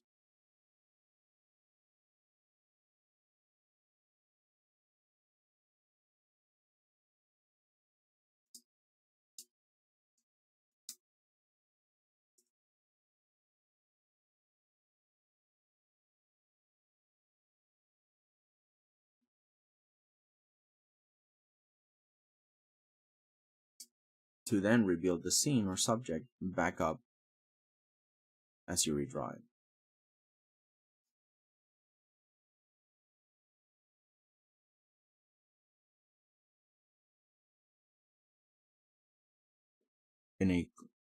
To see basic shapes such as triangles and squares, I think I can take away the 3D language. Might be too complicated. That's more for the forms section. In forms, I can talk about quads and tris, because it involves like the surface of all the 3D shapes. I'm opening my YouTube soon and advise how to start. Any advice on how to start? Just start. If you look into my channel, you will see what my first video ever was. It was a 3D test. I was testing physics on like a robe, something that was flowing around. And that was my first video. Just a bunch of tests and experiments. I always labeled them as experiments or tests. So that way I will be forgiven for any mistakes or any big, oh, that looks lame kind of thing. It's like, no, it's just an experiment. I'm just playing around. And that was my first my first sections and videos and stuff. Later on, I started to experiment streaming, and of course I had no audience, so I'm willing to redo some of the games that I started to play. Until later, I started to get more traction. But right now, yeah, I'm focusing on a specific topic and theme, which is art, and sometimes hanging out with video games. But if you're going to start, then you can start vague and then build up your whatever content you're more comfortably executing. I put the words in, but it isn't verifying me. Let me see. Let me look. Let me look. Looky.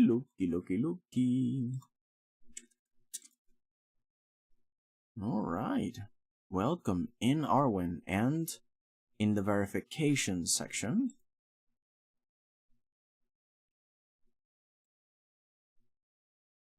oh, you're missing a letter. Okay. Let me show you how to do this. Where is the Discord chat bubbles? No. Discord window capture. Where is it? Discord bubble, Discord audio, window capture. Here it is. Okay, I'm going to show you how this works. Okay, so in the spelling bee,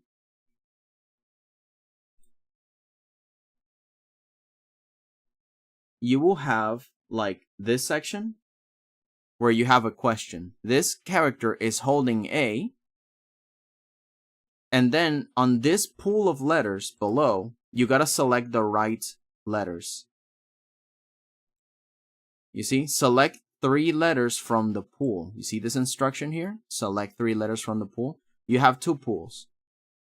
Letter pool 2 and letter pool 1. So you gotta find all the letters that form the answer. Oh, there is no B, there is no A, there is no T on this one. Let's go to the second pool. Oh, look, there's a B. Oh, look, there's an A. Oh, look, there's a T.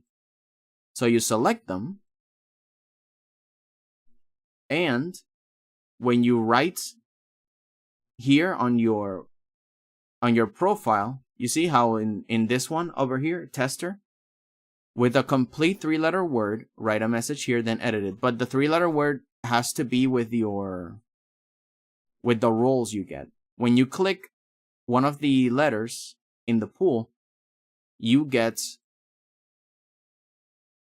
a letter on your profile, like this. You see? The roles you get. You have right now an A and an H. And you have to complete either bat or hug.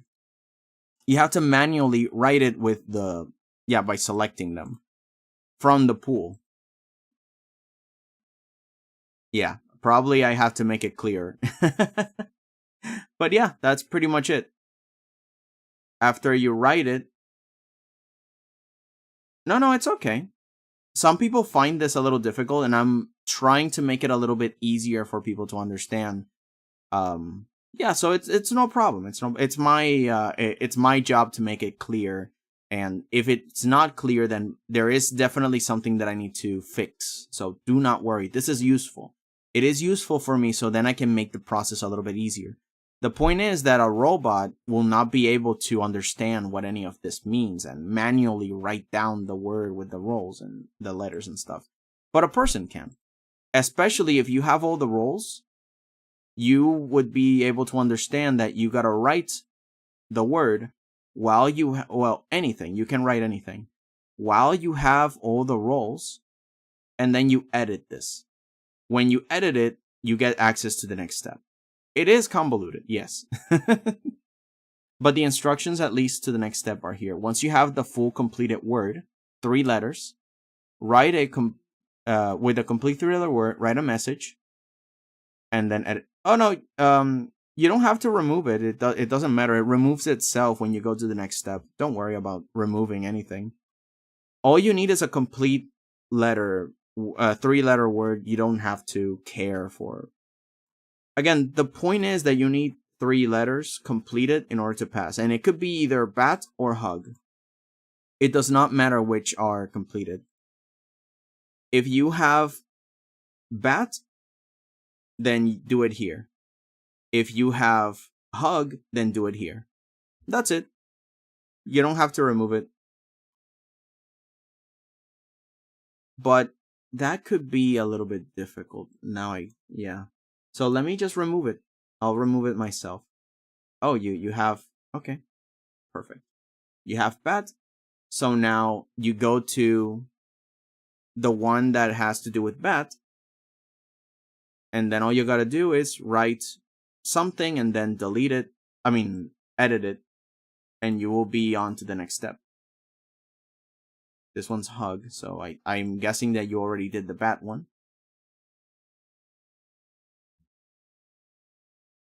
And this will be the next section where you just click I am human and you gain access to the whole server. And bam, there you go. I'll work on it to make it easier to understand.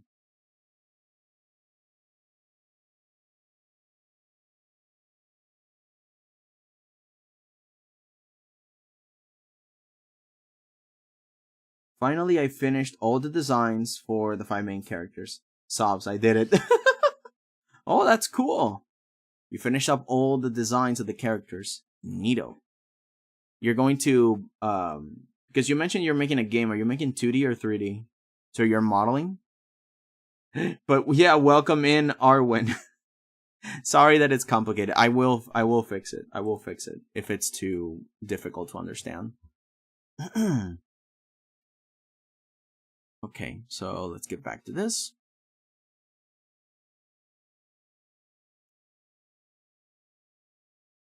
Why is it important?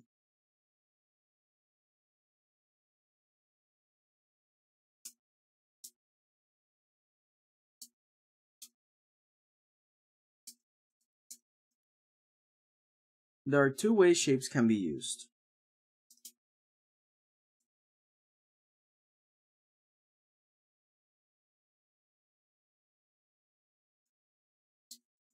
To deconstruct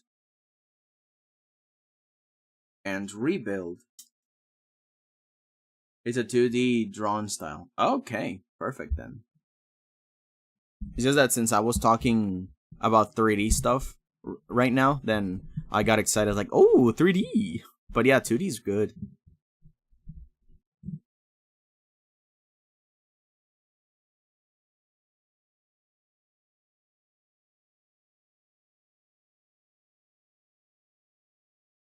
Musicking is not musicking. Wait, what?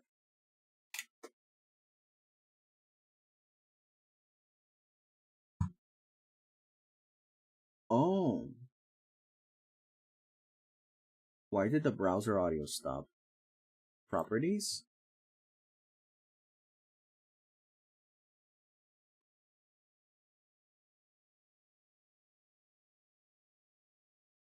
Wait, where is it? Thanks for letting me know. Yeah, because I can't see the music pop in.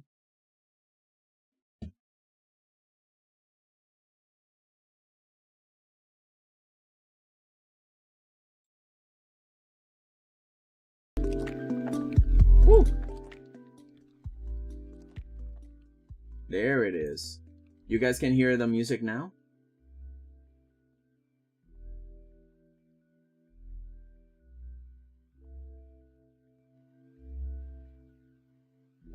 Now I see like the bars activating on the OBS. Sorry if it was pure silence for a while. Thank you for telling me. Okay, back to it. Also, the game name is Fight Nights at Sonic's. Hydrate is a fan-made remake of the original game back in 2015. Oh, alright. It's a remake. I wasn't talking about the stream music. I was talking about my own music, but it works. Oh! I suspected that was the case, but it's still good that I checked. Because I didn't want this to be like full silence. Oh my god, I'm so sorry. Oh my god. Oh boy. Okay. There are 2 ways shapes can be used. To deconstruct and rebuild.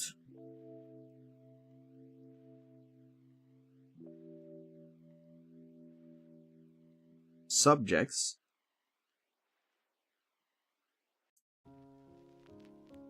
Characters. Nature, etc.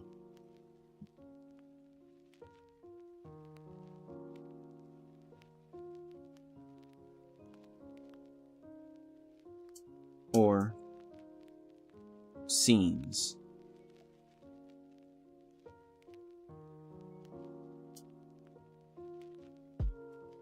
Landscapes, photographs.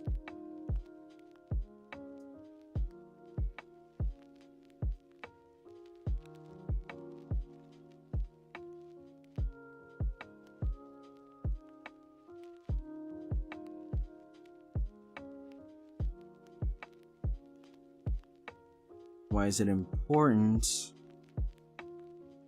There are two ways to use shapes in art: to deconstruct and rebuild subjects, objects, characters, nature, etc., or scenes, landscape, photographs. What else?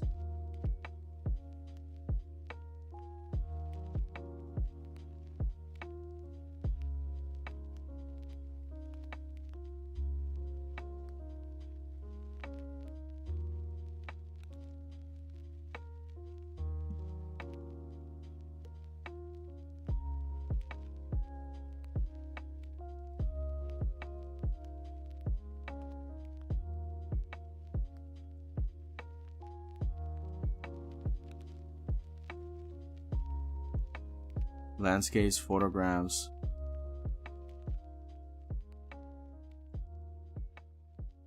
Cinematography. That's the other vocabulary word. The main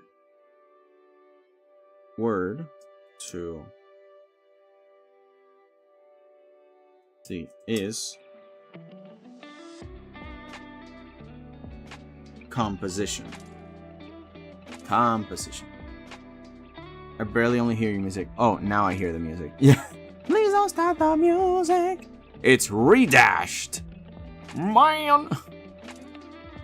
By the way, let me know if the music is too loud or too low, and that way I can compensate it. But yeah, sometimes the volume goes up and down. It's one of the reasons why I try that my voice volume is at least very much louder. So then you guys can compensate on your own with your own volume. But yeah. Because a few streams, I am so low that I can barely hear myself.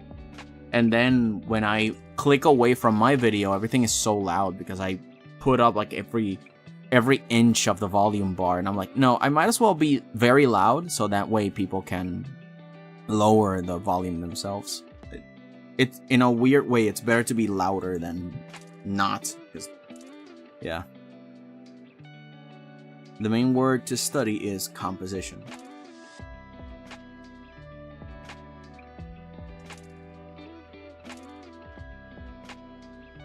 Unless you are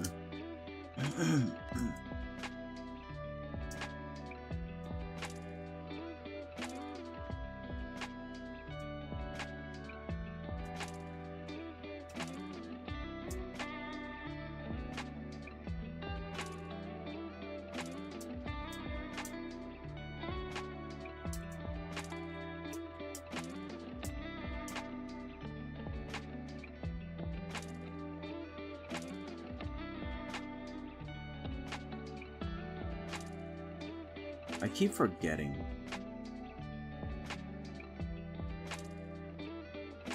That license is written this way. But I'm getting better at it.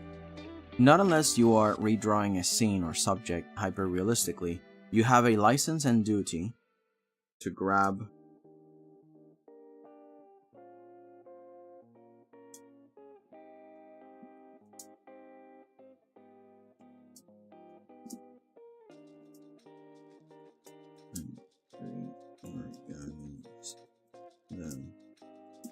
something that enhances or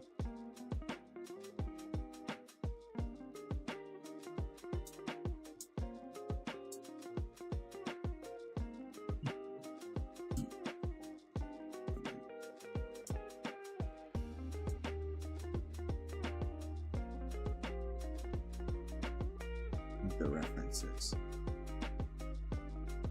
For now, I have to code the actual game now. Man, I salute coders. You guys know what you're doing better than most. And I'm here just making funny haha drawings. I've talked to a bunch of coders, or at least one close coder that I knew, and every time I suggested an idea, he just gave me this look like, do you think I have the capacity to make that? Especially retroactively.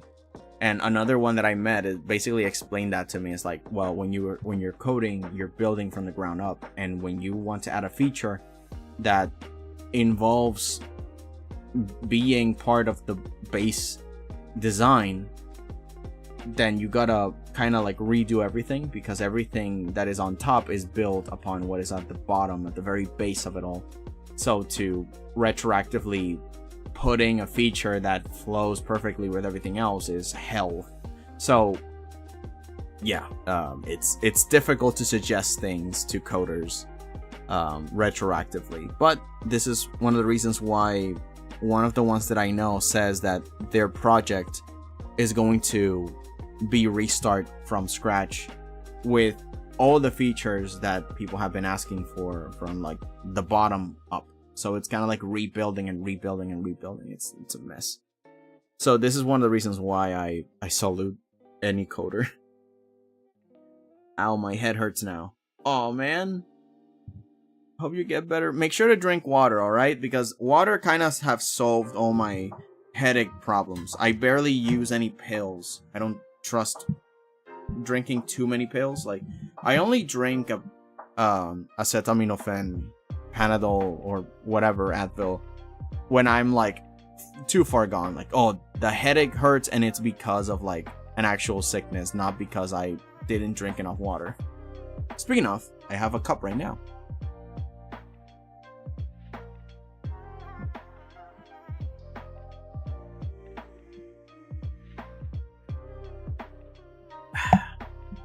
Always hydrate. And I have to make the art for the characters because the designs I just did on paper. Right, I forgot to drink water. Whoops, thanks. Yep. Or maybe also at the same time, grab a snack. I'm actually going to go and get a banana. I'm going to go get a banana right quick. Yeah, yep, getting up. Chris, get the banana. Woo, potassium. I was going to grab an apple at first, but then I thought, well, I want to make potato salad, so I'm going to not eat the apple today. Today, no apple, just banana. You're a cute little nanner. And I have to set up the Game Jolt page and other things that don't matter right now. Man, you got it. Nom nom nom nom nom. Man, have you seen a fox bat eat a banana? It's so cute. A cute little fruit bat enjoying himself on nana. Nana. Nana nana nana nana nana nana nana. Oh god. This banana wasn't its last legs. Oh, I gotta cut this part. Nope. That bottom half is spoiled. Ugh. It didn't look that way on the outside. It looked like a normal banana. What the heck? Alright. Jeez.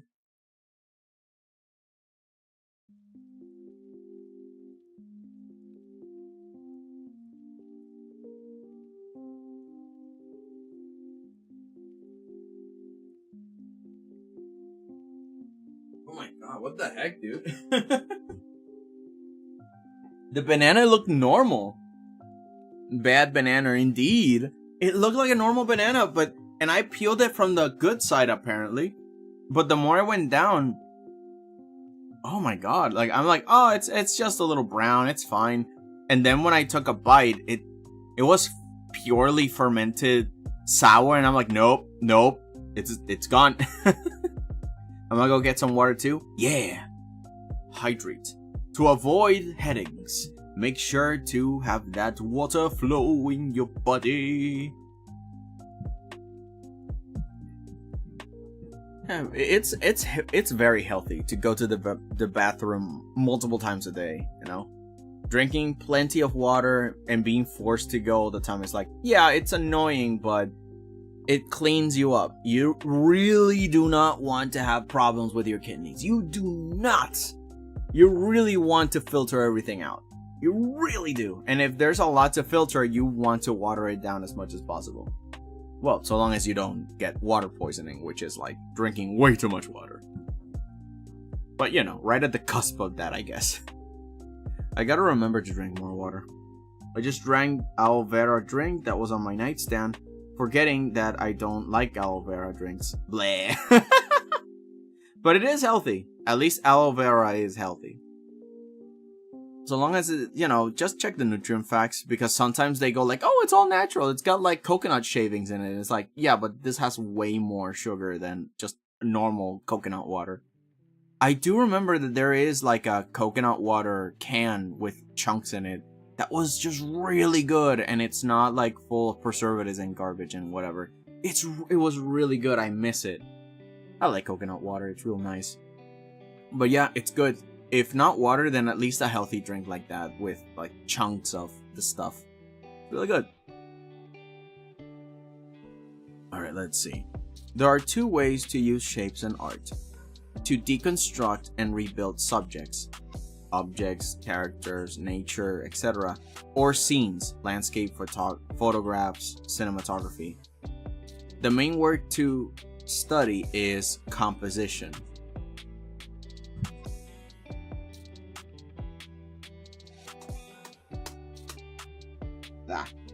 A drop of water fell on the keyboard. Yeah. Yes. Making sure it's all out. I don't want it to like glitch on me. Composition. As the rule of thirds or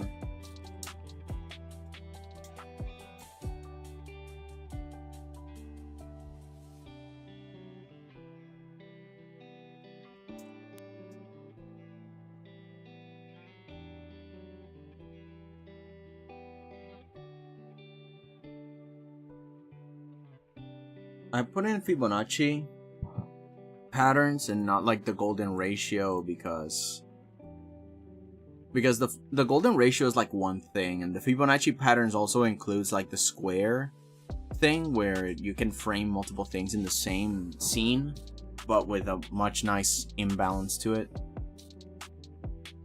The flavor is but the aloe vera chunks are just no.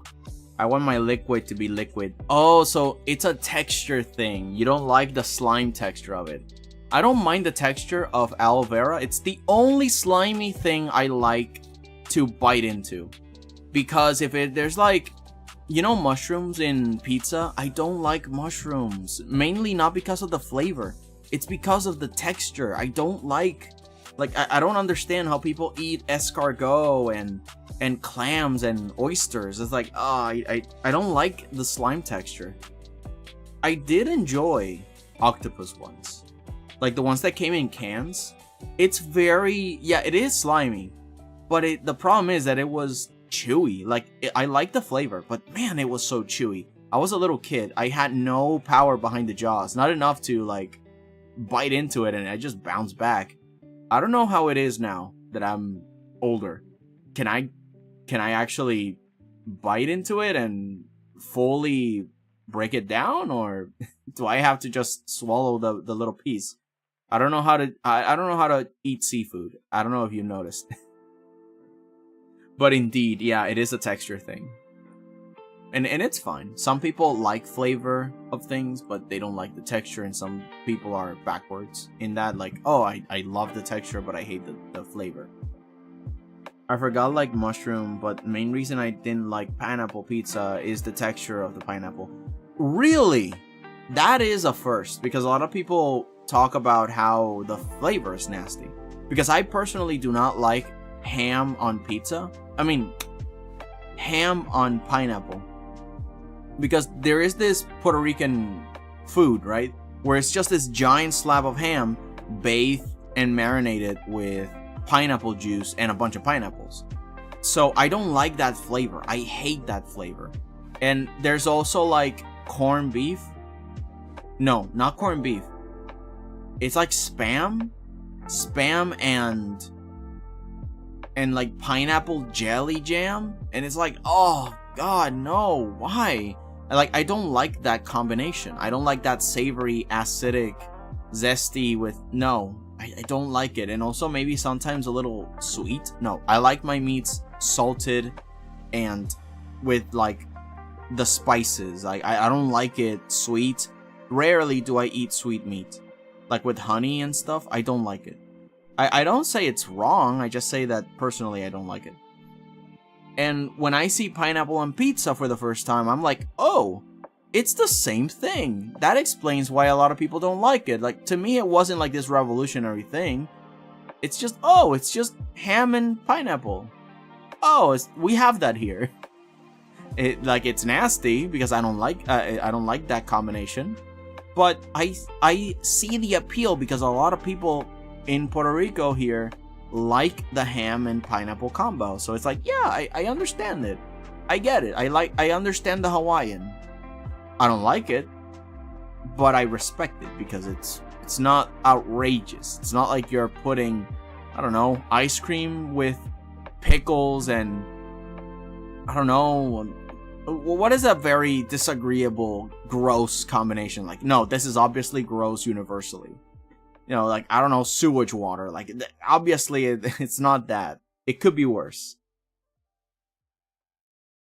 Remember when I said I changed the taskbar to my computer? I think I have a virus now. Waffles. Where did you download that? Oh, God. Waffles. You gotta make sure.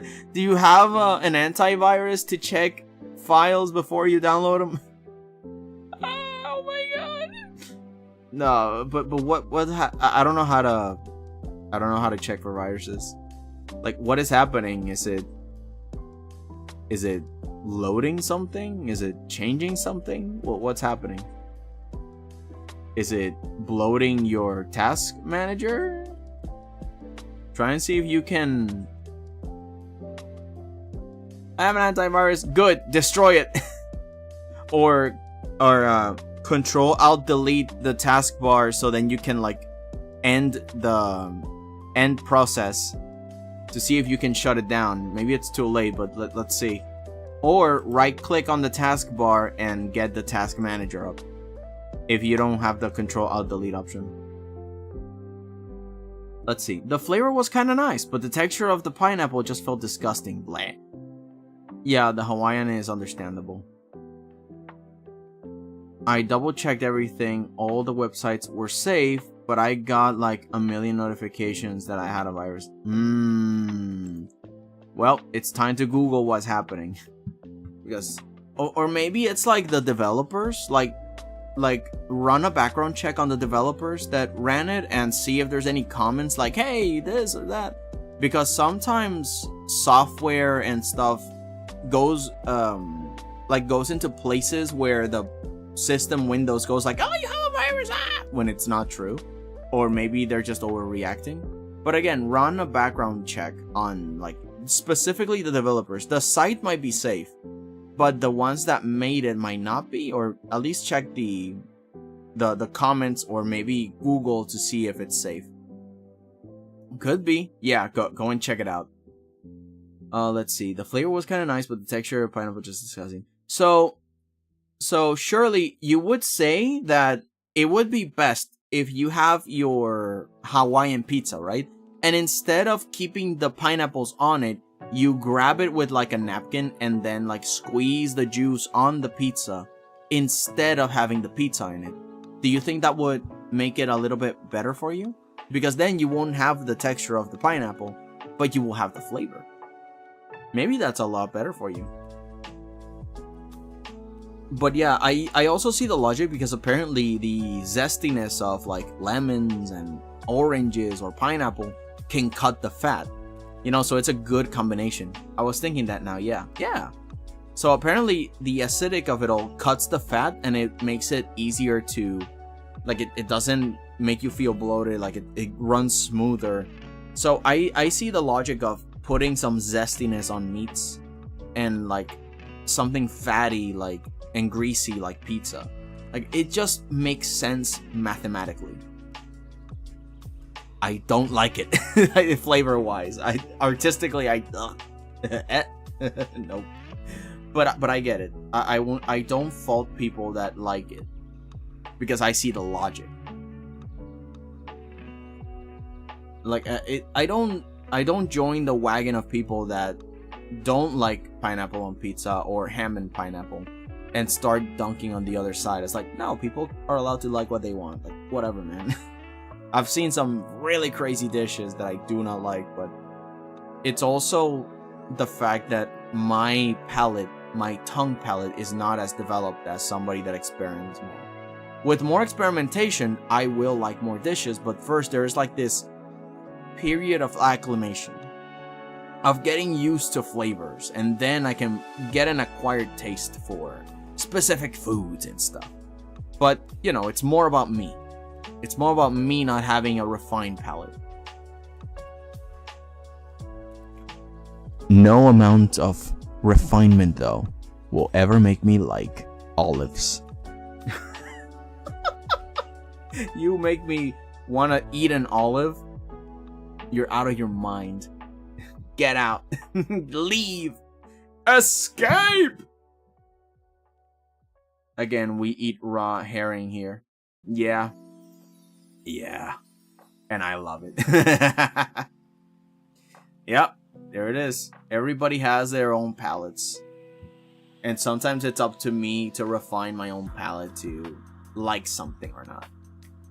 But sometimes it looks at olive. Sometimes things just deserve to die.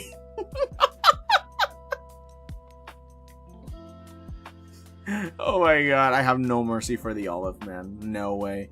You eat an olive, I know you're Cthulhu. Or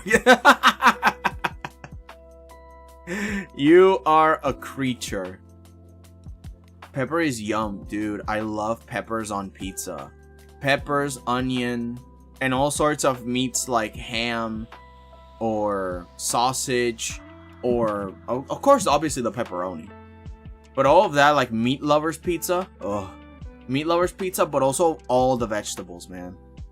I wish I could get into... I'm actually curious to try my best to experiment with mushrooms on pizza. I mean, peppers on pizza. Yeah. Wait, paper? Sorry, I read that pepper, but you actually wrote paper. Paper? What kind of paper? Rice paper? Because there is rice paper that is edible. You're talking about that one, right? You said what you said. Okay. Jesus. But what kind of paper? There's so many kinds of paper. If you dare to say printing paper, I will take issue with that. You're not supposed to eat office appliances. Oh man, what was it, that show, My Strange Addiction? There are people that like to eat sawdust or that eat freaking glass or rocks, and I'm like, what are you doing? Like, I understand salt is a rock, but that's like the only acceptable rock you should eat. And one of them, unsure? Shirley, what are you doing? Don't give me that look. Don't give me that cheeky look. What are you doing? No. Bad, Shirley. Bad. You don't eat office appliances. Are you like a cat that gnaws on something because of the texture? I do agree, though. When I was a kid, I used to gnaw on, like, the phone cables, which was a very rubbery. I didn't bite deeply into them, but, like, I don't know, like, the texture, the boinginess of it. It was a fun toy as a kid to just wiggle around. What? What do you mean, what, Shirley? Shirley! I get experimentations, but you don't eat paper. I mean, I hope you only... Again, to each their own, right? If you enjoy biting paper, fine, but don't eat it. You don't eat it, right? You don't like chew it and swallow. I'm staring on it. I'm looking at you. Yeah, behave. Jeez, man. People, am I right? Humans, creatures. I'm eating an orange now. Getting some orange slices on here. Because I'm hungry and I really do not want to eat that apple. I want to save it for potato salad.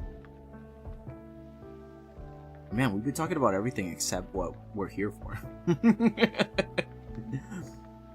Okay, so shapes. Why are they important? I used to swallow. Shut up! Oh my god! At least the keyword here is used to. Used to. Alright. It's okay. I used to eat ants. It's fine. The black ones are sour. The red ones don't taste like anything. But they can be spicy if you let them live. They bite. So, you know, we've all been weird at one point. But don't swallow! Oh my god. I don't mind the texture thing. You know, oh, I like the texture. I'm gonna bite it. Fine. But don't swallow! Don't. No. Stop. Oh man. I'm surrounded by creatures. Alright, let's get back to this. Shapes. Why is it important? There are two ways to use shapes in art. To deconstruct and rebuild subjects, whether it be objects, characters, nature, etc., or scenes, landscape, photographs, or cinematography. Or should I say cinematic pictures, or no, never mind. The main word to study is composition, such as the rule of thirds or the Fibonacci patterns. Not unless you are creature me indeed. We're all creatures. But please stay healthy. So long as something is healthy, or at least it isn't unhealthy. If something isn't unhealthy, then fine. And by unhealthy, I do also mean like creating bad habits. So it might not be killing you, but it might be getting you used to something that is not really productive for you. So I guess that also falls within the realms of unhealthy. So long as something is not unhealthy, I don't mind. But please. Alright, let's see. Let's continue. Not unless you are redrawing a scene or subject hyper-realistically, you have a license and duty to grab multiple important things from a picture and reorganize them into something that enhances or clears up the chaos and ambiguity of the reference.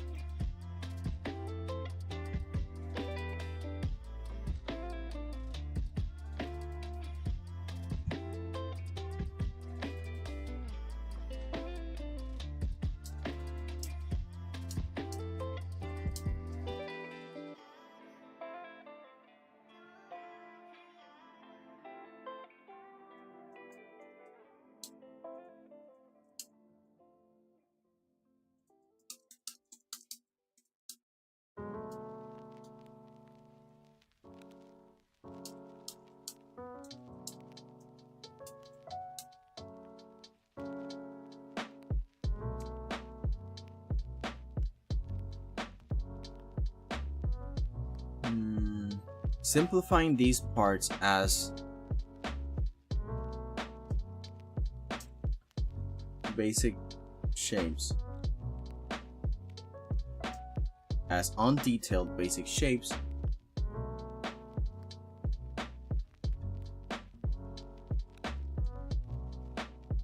minimal basic shapes, because you can still give a little bit of texture to the lines of the shapes, so that way you can kind of get the mood of it, but it should be as minimal as possible.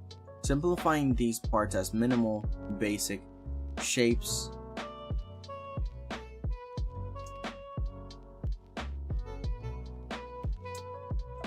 And lines helps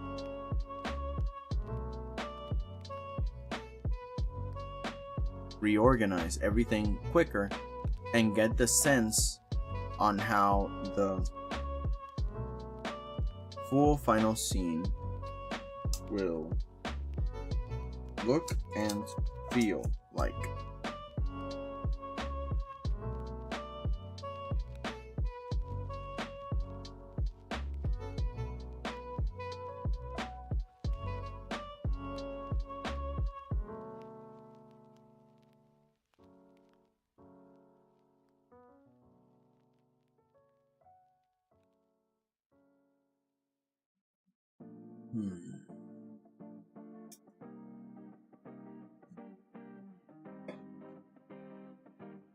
Let's read up on what else I wrote, because there's a lot of that you can apply here.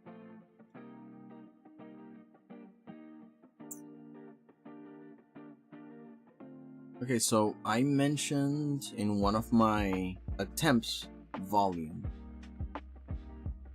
But volume is very much focused in forms, so maybe I will not do that.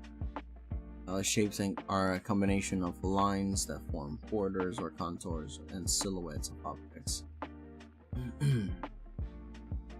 Because I'm sick, I have a lot of napkins here. Oh no. Oh god. Now I just imagine like a trash bin, right? But with googly eyes, and it's like they are sick and then they just toss it into themselves because they are the trash. But don't do that. That's just a silly cartoon I imagined. That's not healthy. No. Let's see.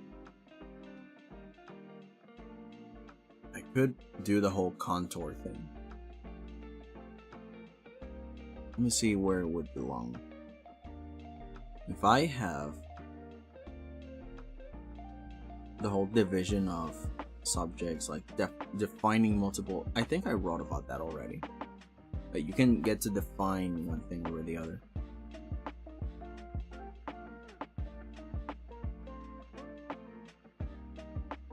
While lines tell you much about the surface and mood, a shape can tell you about what the shape is doing, feeling, and holding. This is pretty good. Same example with different styles. Notice how the same action feels different depending on the line style. This one keeps it clear and the other feels like it's storing potential energy to bounce. Yeah, this is more on the bleeding with line segment.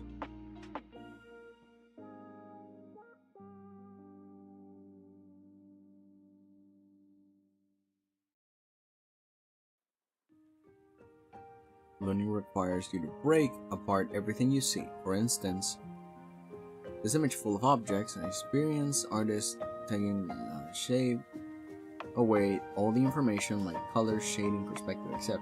and focus on distances and borders. Kind of like a country map where each area is divided. And no matter how you cut the cheese, the basic shapes, circle, triangles, and squares form almost all the basic shapes and building blocks. Even polygons are just a collection of combined, squashed, and stressed versions of the simple shapes. Okay, this I can reintegrate. I already wrote it, but now this has better context for it. I'm just joking around. I won't eat the napkins.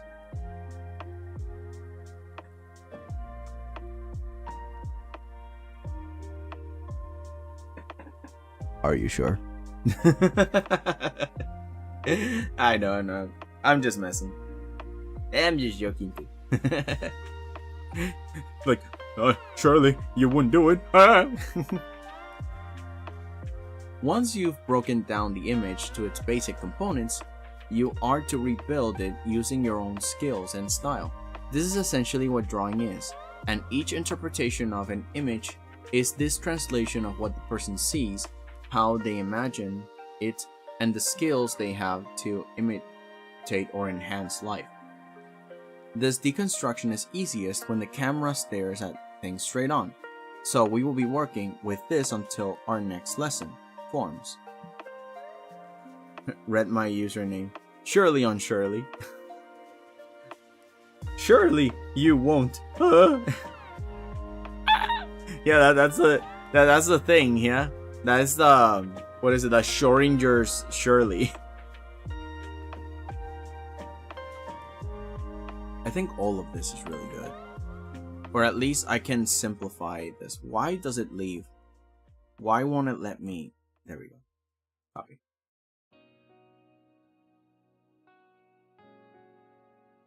Oh boy.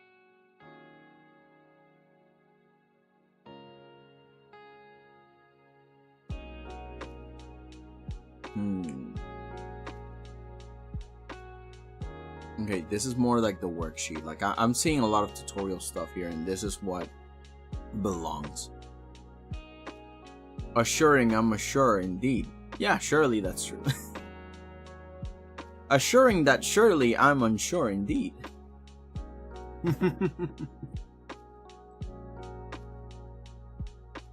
Okay.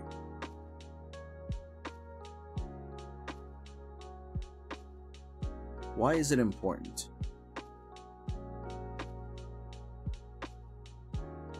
I think this works better for clarity.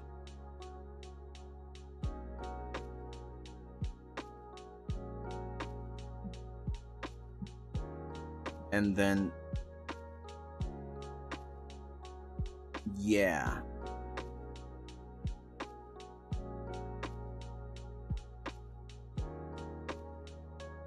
Okay, so this,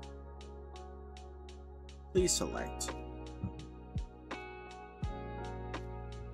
works better for this, how to apply it with clarity, and this talks more about why is it important.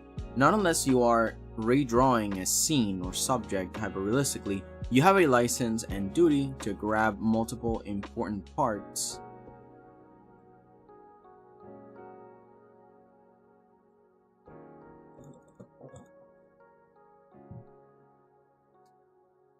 to grab only the important parts from the picture and reorganize them into something that enhances or clears up the chaos and ambiguity of a reference.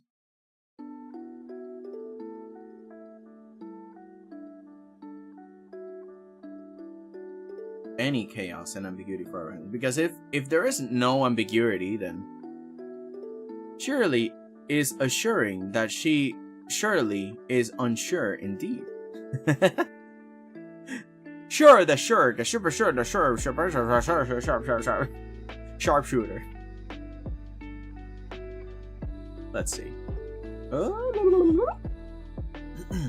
Why is it important?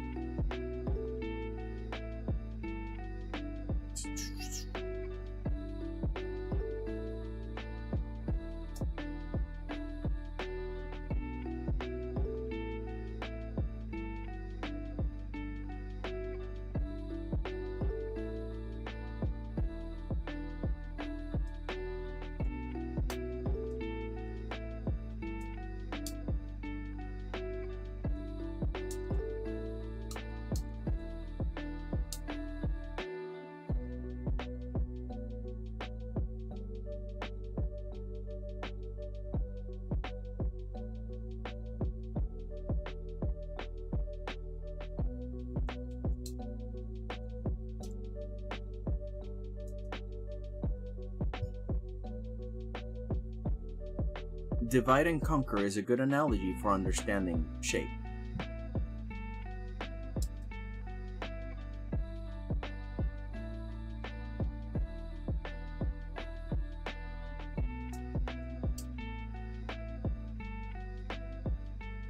It helps artists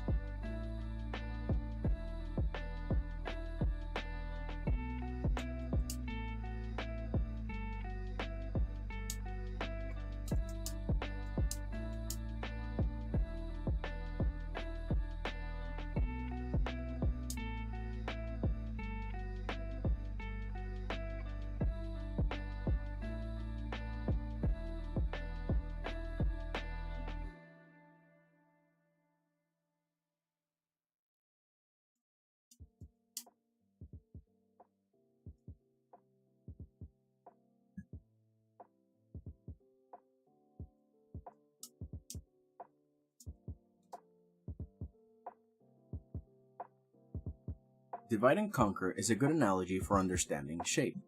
It helps artists ignore all the details and clutter to focus on building a clear scene. Not unless you are redrawing a scene or subject hyper-realistically, you have a license and duty to grab the important parts of a picture and reorganize them into something that enhances or clears up any chaos and ambiguity or of the reference. I think it's repeating this, but I said it a lot more. Maybe too condensed. Like I'm repeating myself 3 times and each one is less condensed than the other.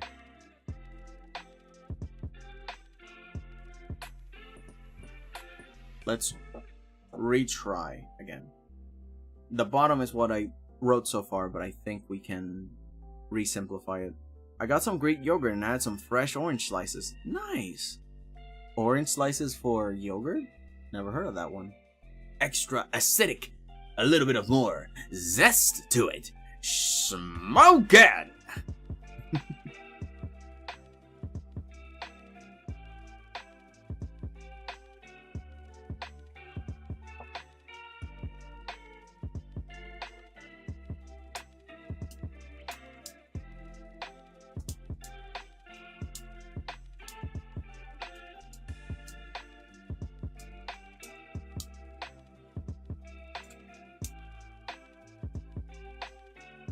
Okay, I can start by showing examples. If you are to redraw a scene like this, or a subject like this,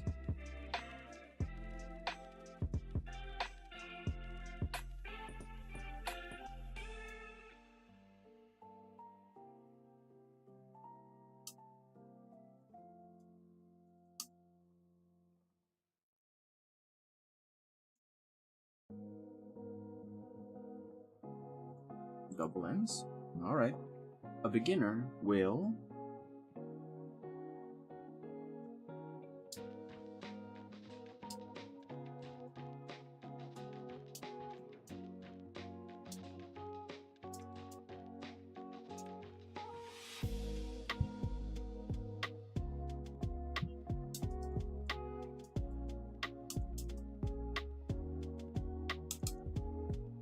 if you are to redraw a scene like this, I can show like a landscape or a very crazy picture of like a tower or a castle, or a subject like this, and then I can put like either a character or an object. I can actually put or subjects like this, and I can put like multiple things like either an object or a simple character. A beginner will probably get overwhelmed with all these details and bumps, and I can like zoom in and all the tiny technical stuff, and then I'll put in that's because it is.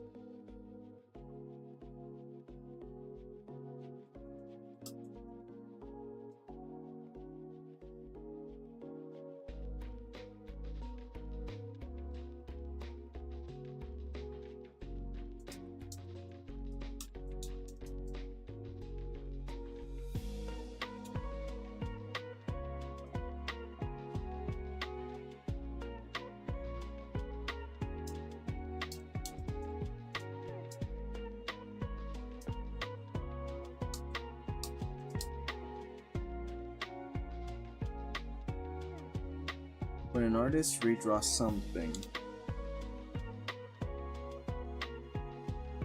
when an artist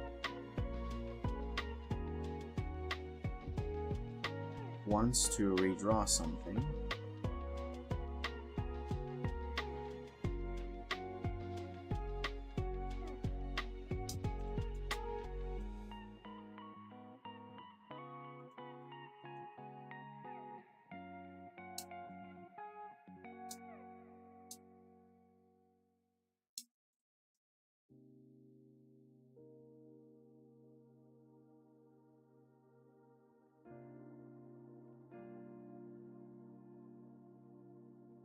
let's see.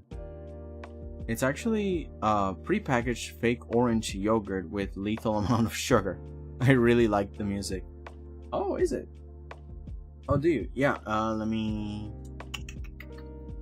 I forgot to put the thing. There it is. Music by Stream Beats by Harris Heller. Yeah. I'm listening to it on Spotify. I forgot to put it like underneath you so you guys know what I'm listening to. Oh, excuse me. All the songs that you're listening right now are from this guy, from Harris Heller. He allows people to use them for streams and stuff, so yeah, I'm using them for free. They might all be the same vibe, so there is no like crazy music or whatever, but oh well. You know, you get what you can take. Alright, let's see. Why is shapes important? Divide and conquer is a good analogy for understanding shape. If you are to redraw a scene like this, or subjects like this, a beginner will probably get overwhelmed with all the details and bumps. That's because it is. When an artist wants to redraw something, they first break it into smaller pieces. Still working on my own music. Awesome! Let's see.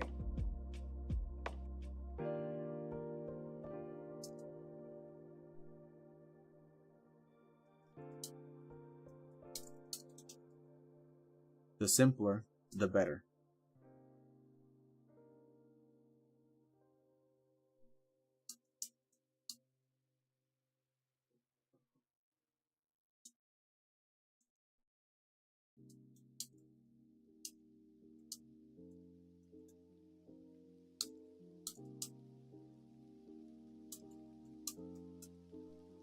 And what's more simple than the three basic shapes? Triangles, circles, and squares.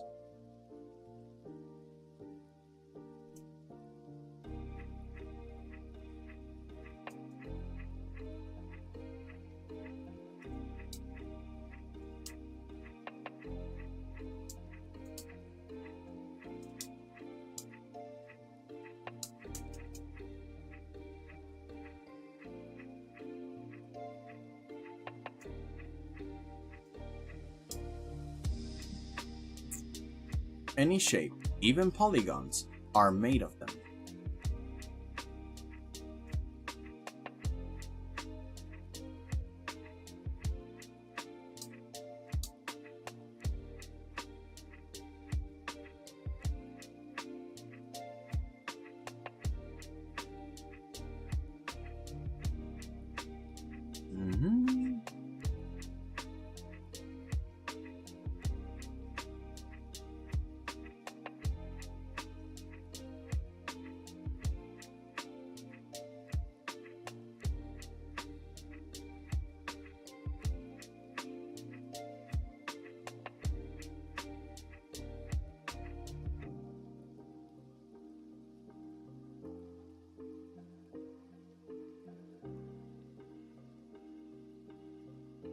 Actually, I think now I can apply this part here.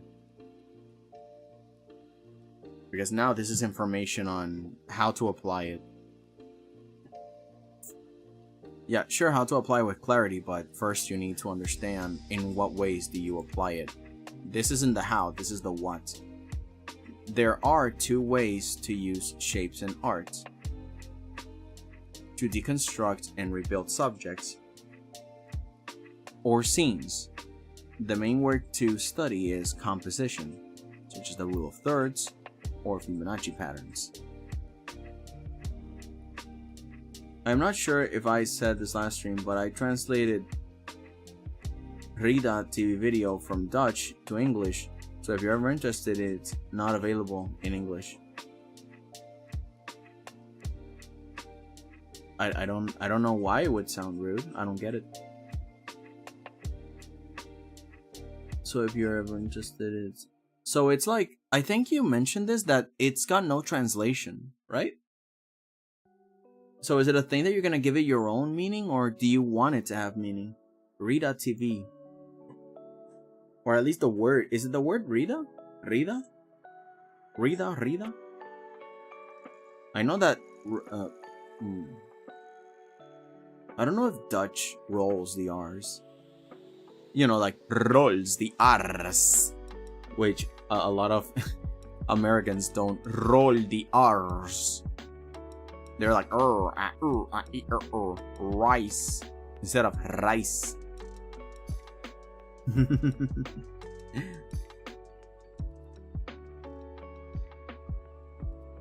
It's that video with that stage. Oh, okay.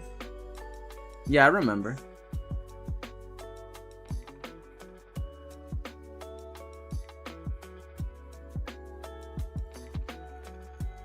Oh, you mean so like there is no dubbing for it? There's no, I mean, there is no subtitles for it. I mean, you can give it your own subtitles in the, there's like a section on the YouTube Studio where you can just design and write down your own ones. I did it for a stream that I accidentally had my microphone silent for like the whole stream for 4 hours. It was so sad, but I painstakingly wrote down everything I remember I said down on the it was crazy, but hey, at least people can follow along what I'm saying for a bunch of hours in silence. Crazy. Let's see. There are two ways to use shapes in art: to deconstruct and rebuild subjects or scenes. The main word to study is composition, such as the rule of thirds or the Fibonacci patterns. Oh, I know. I mean, I uploaded the English version of the video, but that's not very important. I mean, it is important if you want to broaden out your audience. Like, having it available in multiple languages is pretty good. I've been also thinking, like, should I make things available for Spanish too? Since that's my, basically, in a way, quote-unquote, my main language, my native one. But that's so much work. So you know, I applaud you if you are to make like the Dutch and English versions of your things. It's like, wow, that's a lot of work, but it actually could double your audience because it worked for 𝐒𝐫𝐢𝐭𝐢𝐧𝐠, which now is 𝐒𝐭𝐫. You know, she spoke Japanese and English, and it just broadened up her horizons. She used to be mainly a Japanese VTuber, but then people from the US started to fall in love with her because also they understood her. And now the following is crazy. So yeah, I think it's pretty good. I could definitely do that. Yeah, you see, like it's a good practice. It is extra work. It is extra work. But if you are up for the challenge, I don't see why not. It all depends on the type of audience you want to have. Oh my. Although, what she did was clever. She said things in English and then said them in Japanese. Or backwards. She said them in Japanese and then translated it herself. So she spoke twice. She spoke twice every time she spoke, but, you know, different languages. So either way, it's a good tactic.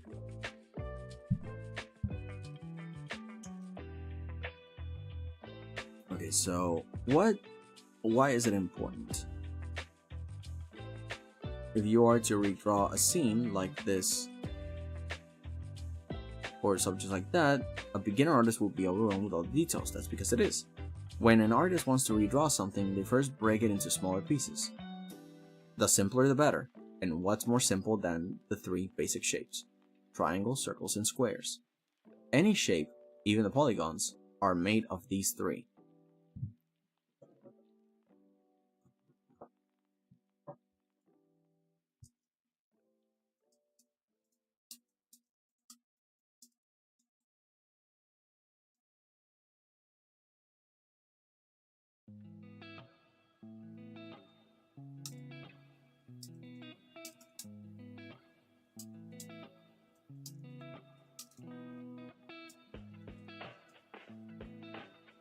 Any shape, even polygons, are made of these three.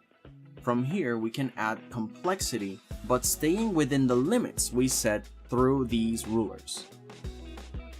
There are two ways to use shape in art: to deconstruct and rebuild subjects or scenes. The main word to study is composition, such as the rule of thirds or the Fibonacci patterns.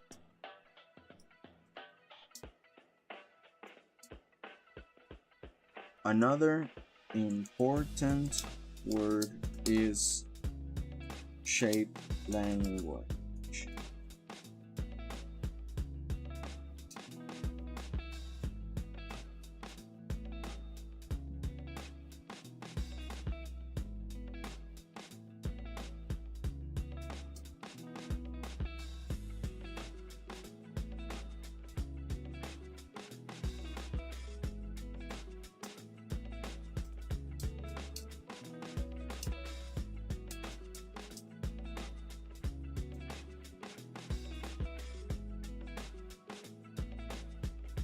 These are broad terms, so to simplify,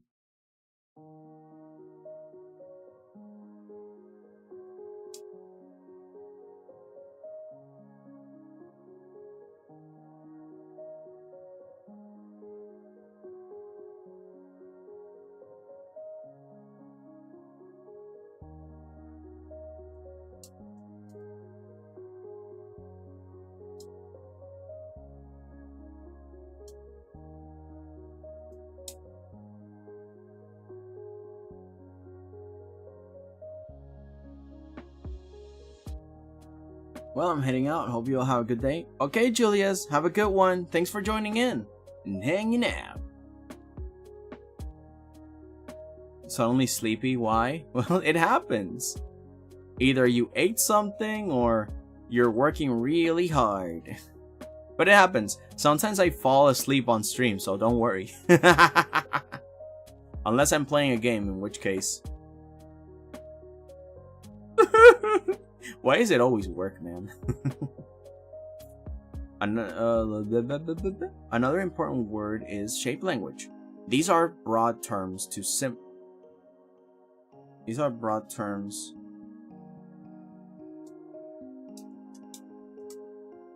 look up on your own.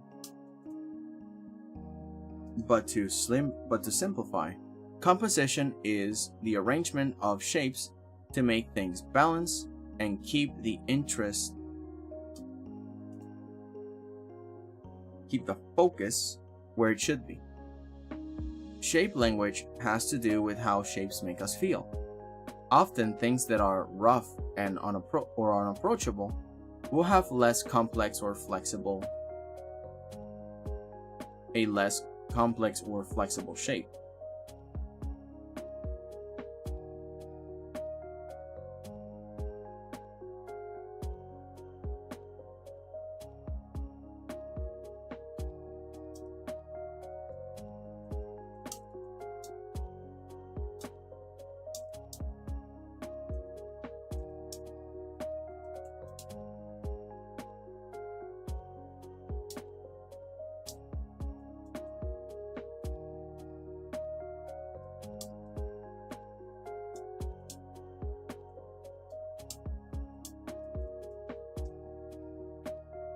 Combining these two makes the difference between things looking organic and natural or stiff and mechanical.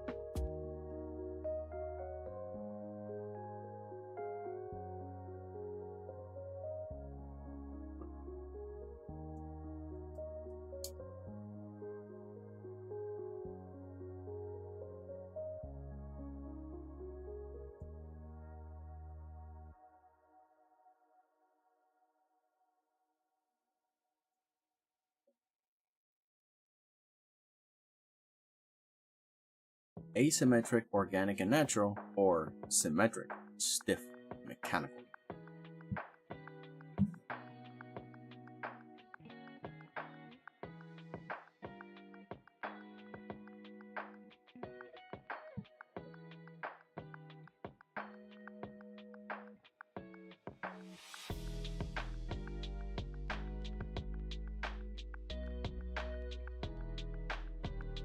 Oh, framing is a good word. Where should I put framing? Where do I mention something that I could put framing in? Because this is one of the things that we were looking at. A shape within a shape. Pretty much. So it should be somewhere in here, I think. I already mentioned it, but I didn't catch the word for it. You are to redraw a scene like this or something like this. A beginner will probably get overwhelmed with all these details and bumps. That's because it is. When an artist wants to redraw something, they first break it into smaller pieces. The simpler, the better. And what's more important, the shapes, triangles, and any shape. From here, we can add complexity, but staying within the limits we set through these rulers.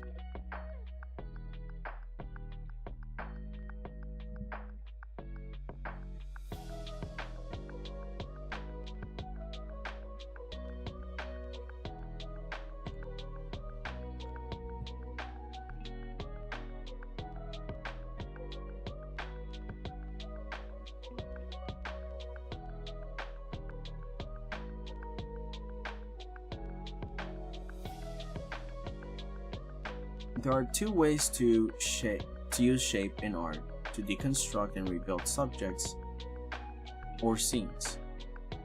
The main word to study is composition, such as the rule of thirds or the Fibonacci patterns. Another important word is shape language. These are broad terms to look up on your own, but to simplify, composition is the arrangement of shapes to make things balanced and keep the focus.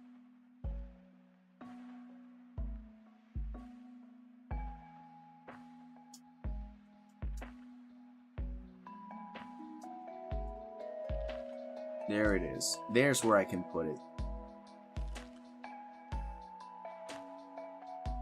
To make things balanced and guide, frame the focus where it should be. There it is. That's where I wanted to put frame. It works. Oh. It's 4 o'clock. We got 1 hour left. I was adding a synth layer to the music thing, so I had the rest of the instrument muted, and then I muted. I forgot how loud it was. Oh no. And now you got no ears. Congratulations. Oh my god. Be careful. But I know what that is. It's like, ah! Oh man, it happens. Okay, but I added framing where I wanted. Good. Let me reread that so I make sure it's fine. There are two ways to use shapes in art: to deconstruct and rebuild subjects or scenes. The main word to study is composition, such as the rule of thirds or the Fibonacci patterns. Another important word is shape language. These are broad terms to look up on your own, but to simplify, composition is the arrangement of shapes to make things balanced and guide or frame the focus where it should be.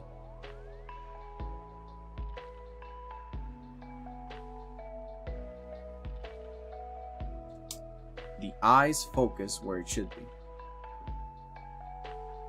Shape language has to do with how shapes make us feel.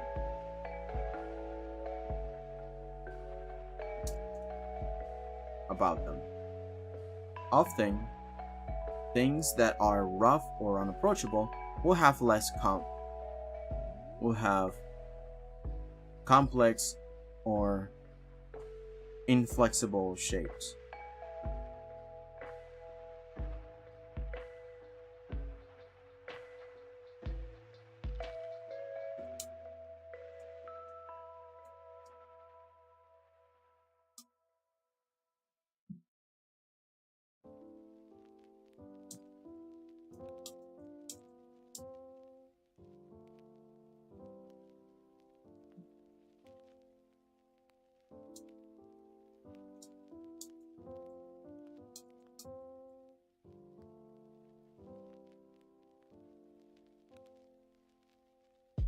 while the gentler and more flexible ones will be far more rounded and soft. Combining these two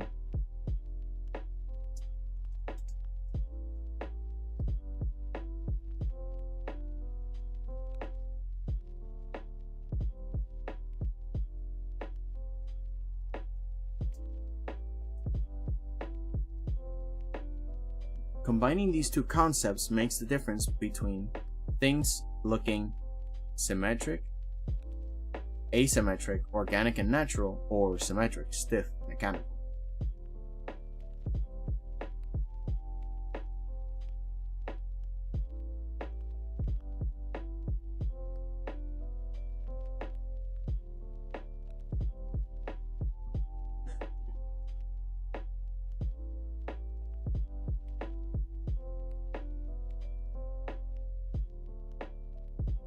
You numb the napkin or napkin. Yeah. I don't know what else to do, man. I mean, there's no way to fix this.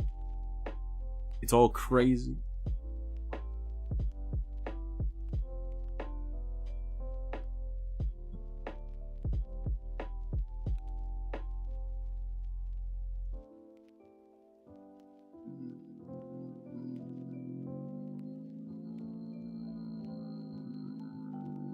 Oh.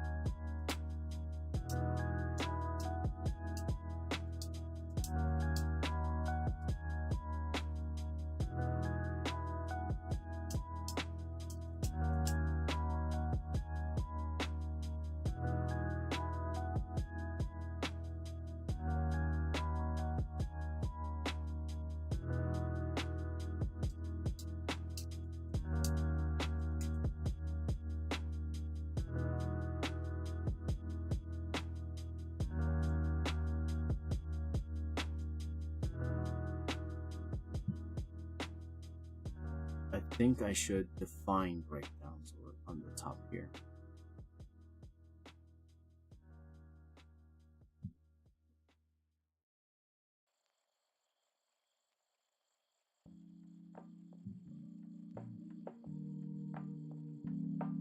Here's what we've seen. As it is, when an artist wants to reveal something, break it into smaller pieces. The simpler, the better. Is it great?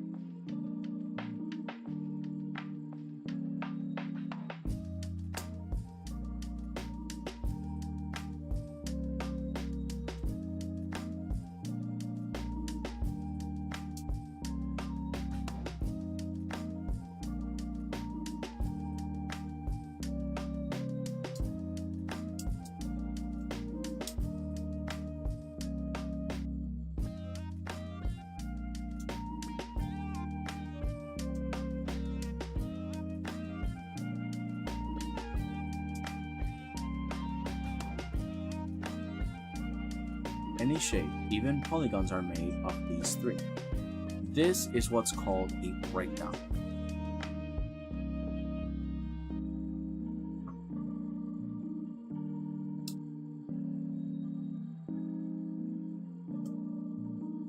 the breakdown, we can add complexity, but staying within the limits we set through these rulers.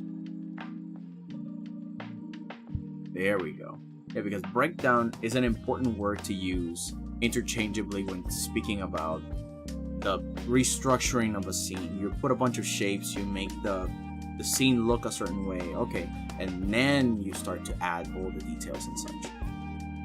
So breakdown is an important rule to use, and that's what I used down here. One more thing shapes are useful for is when something already looks like something else. This bear reminds me of a previous exercise where I drew a pear. Look how they overlap. The more shapes you play with in your breakdowns, the easier it will be to solve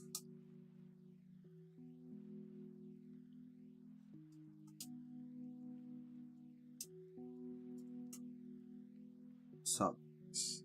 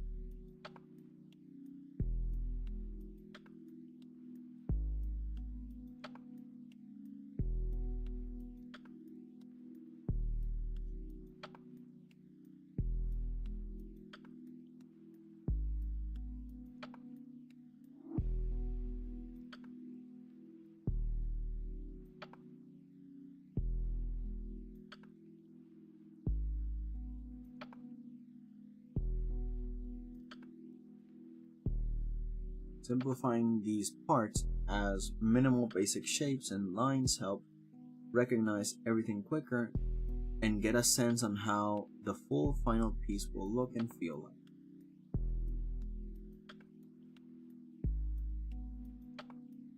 Man, shape has far more than I thought it had.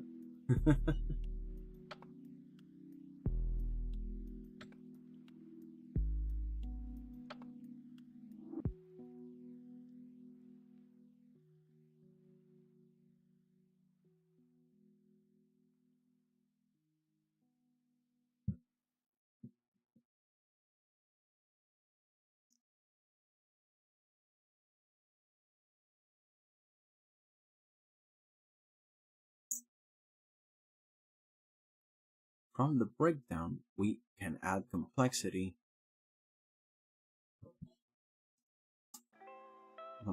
back, but staying within the limits we set through these rulers. By the next stream, I probably have some more finished stuff to tell you about. Okie dokie. No, but it's okay. Everything is step by step, right? We do a little bit today, and then we do a little bit more tomorrow.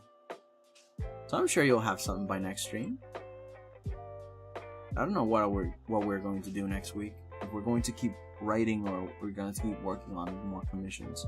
Because we already played a bunch of games, I think we gotta lock in back to work. There are two ways to use shape in art: to deconstruct and rebuild subjects, or scenes. The main word to study is composition, such as the rule of thirds or Fibonacci patterns. Another important word is shape language. These are broad terms to look up on your own, but to simplify, composition is the arrangement of shapes to make things balanced and frame the eyes to focus where it should be. Shape language has to do with how shapes make us feel about them. Often things are rough or unapproachable. Often things that are rough and unapproachable will have a complex and inflexible shape or inflexible shapes.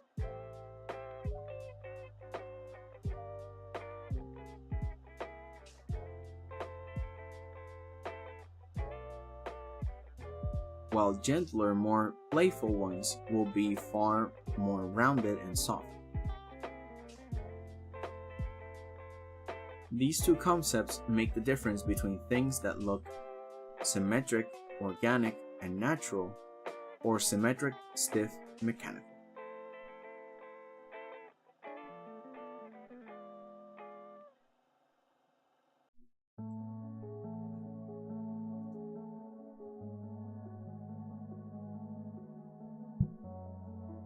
One more thing shapes are useful for is when something already looks like something else. This bear reminds me of a previous exercise where I drew a pear. Look how they overlap. The more shapes you play with in your breakdowns, the easier it will be to solve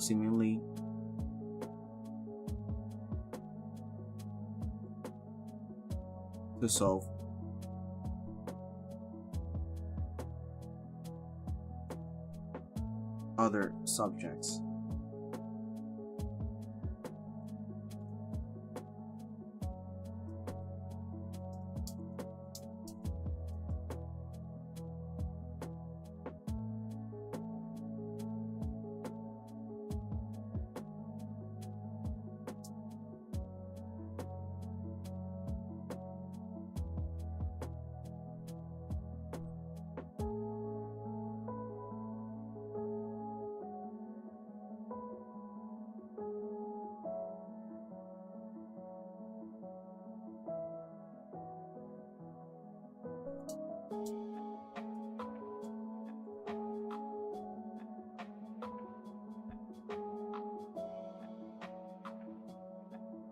I like to say something that in the world of shapes, like, it doesn't matter what the concept is, what matters is the form and how it can look like anything else.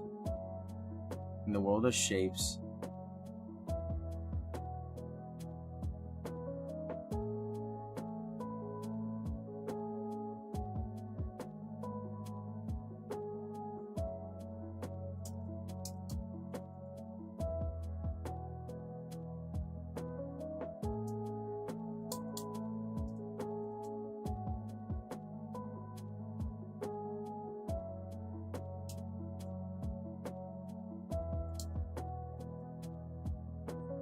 I wanted to add cloud gazing because you normally look at clouds and go like, oh, that looks like a baby. Oh, that looks like a serpent. Oh, that looks like Thor's hammer. Oh, now he's hitting the serpent with the hammer. You know, like, you're like making stuff up when you see shapes in the clouds. So I wanted to add something like that within the breakdown of shapes. The more shapes you play with in your breakdowns, the easier it will be to solve other unrelated subjects. In the world of shapes, nothing has a name. It's a perpetual cloud gazing.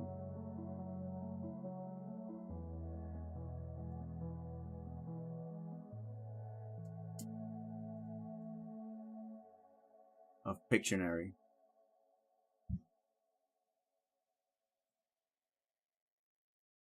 There's also a cheat code to master anatomy and structure, but that's what we'll cover later.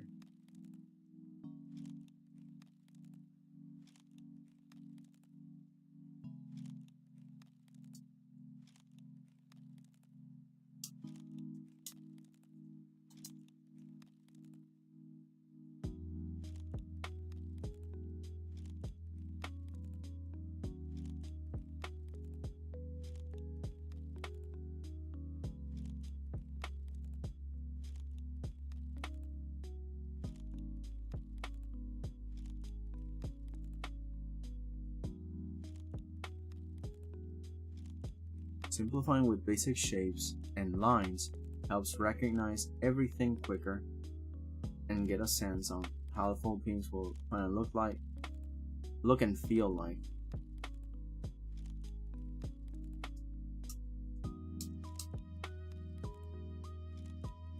Actually, this works better for the clarity section because there is a point that I wanted to make,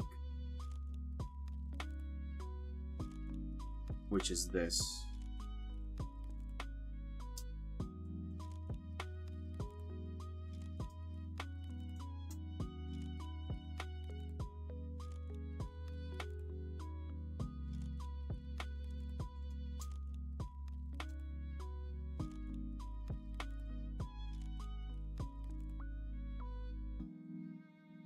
Simplifying with basic shapes and lines helps recognize everything quicker and get a sense on how the full final piece will look and feel like, no matter the orientation, distance, or amount of blur. So basically, if you rotate an art piece, if you blur it, or if you walk far away and you're looking and squinting at it, if it's clear, you can definitely understand what is going on or the direction something is going, because it's clear. And if something isn't clear or it's too cluttered, you will notice from far away. So this is one of the reasons why measuring stuff up and reorganizing things with shape is so important.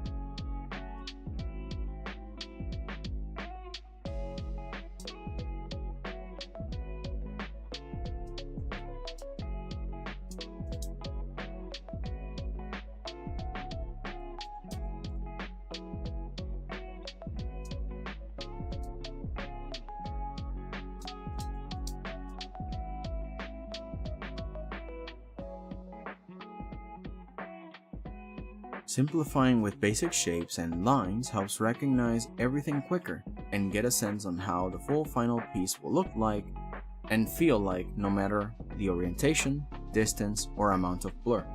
Using shapes to point and frame things is a game that leads to stories within.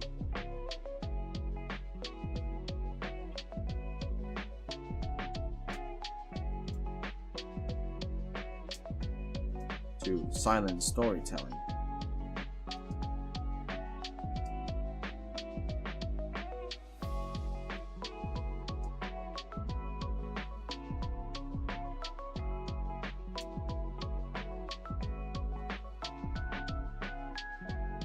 And here I can put an example like with infographics such as wet floor.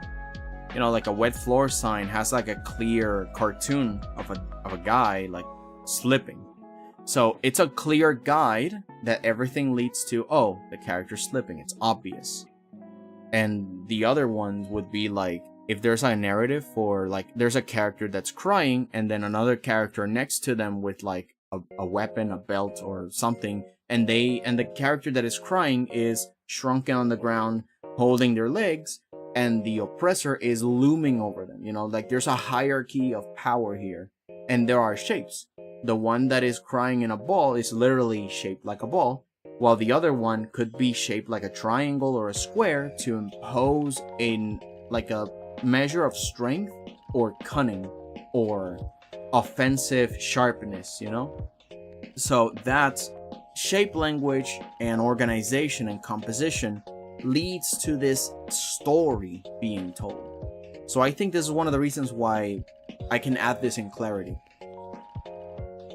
Using shapes to point and frame things is a game that leads to silent storytelling or informing the viewer.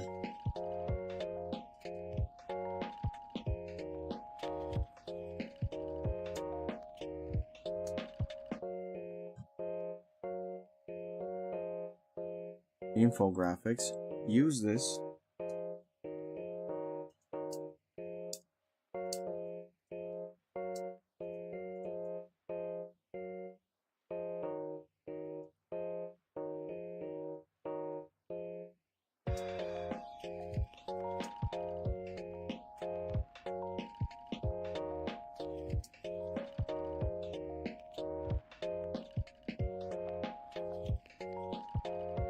I don't know how to write hierarchy.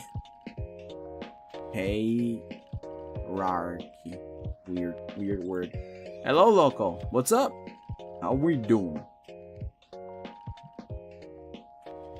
You're gonna change the PFP? Alright, Gur. Or at least it looks like Gur from far away. Or that one weird horse from Adventure Time, but green and a bow tie. I think that's what I see from far away. If not, then the PFP is not clear, which is actually what we're talking about. Composition with clarity is good shape language. That's what we're doing today.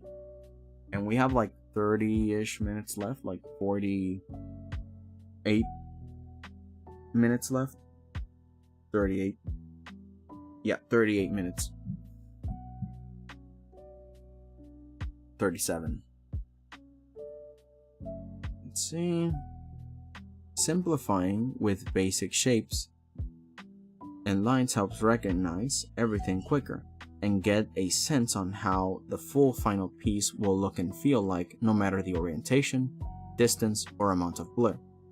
Using shapes to point and frame things is a game that leads to silent storytelling or informing the viewer. Infographics use this to inform people of hazards clearly. Movies use hierarchy,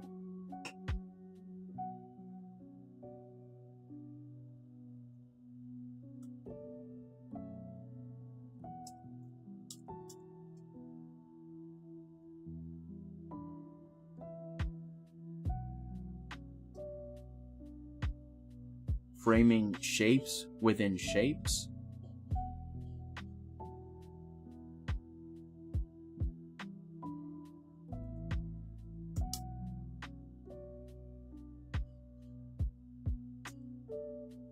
Hierarchies, framing shapes within shapes.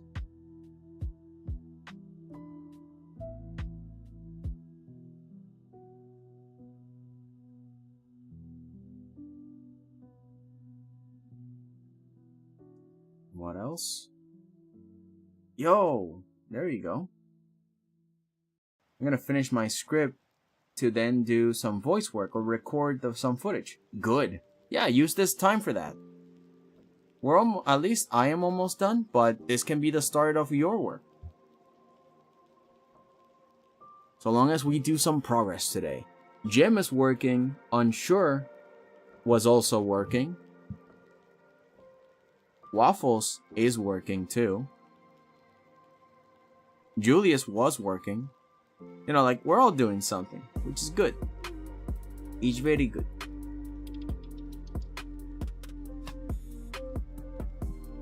How has it been applied with clarity? Simplifying with basic shapes and lines helps recognize everything quicker and get a sense of how the form piece will look like and feel in orientation, distance, and blur. Using shapes and framing things, silent storytelling, the viewer, infographics is clearly. Movies use contrasting hierarchies, framing,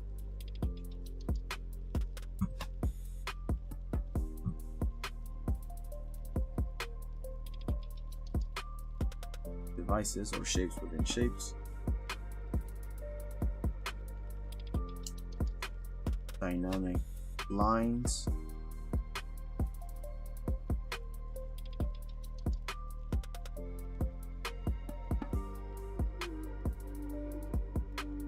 there was another word.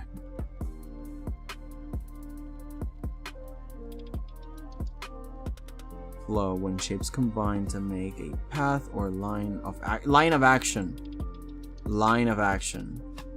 Sometimes you are reinterpreting an image. You can edit the shape of the original picture and enhance the fundamentals. Yeah, that's something else. Okay, but line of action.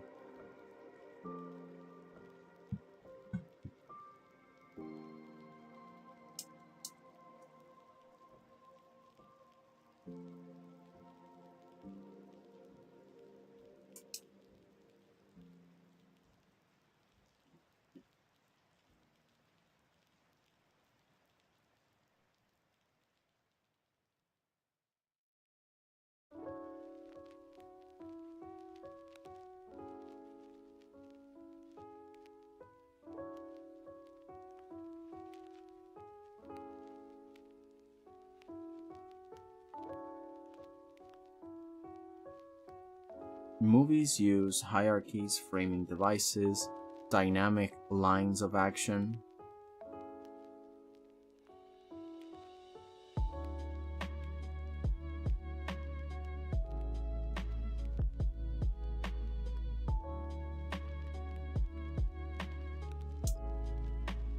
and more.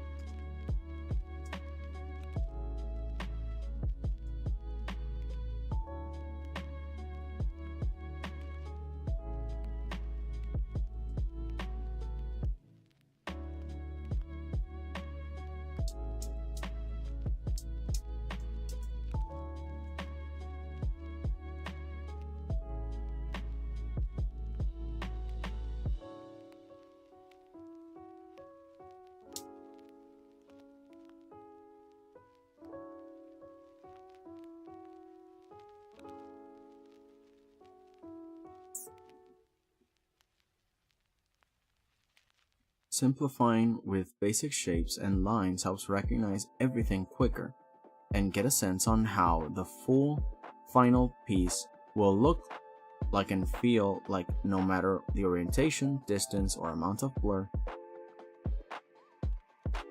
Will look and feel like no matter the things. Using shapes to orient and frame things is a game that leads to silent storytelling or informing the viewer. Infographics use this to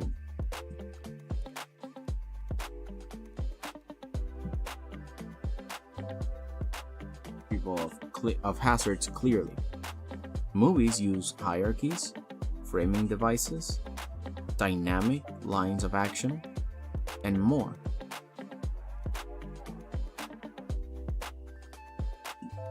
This is the basis of all clarity.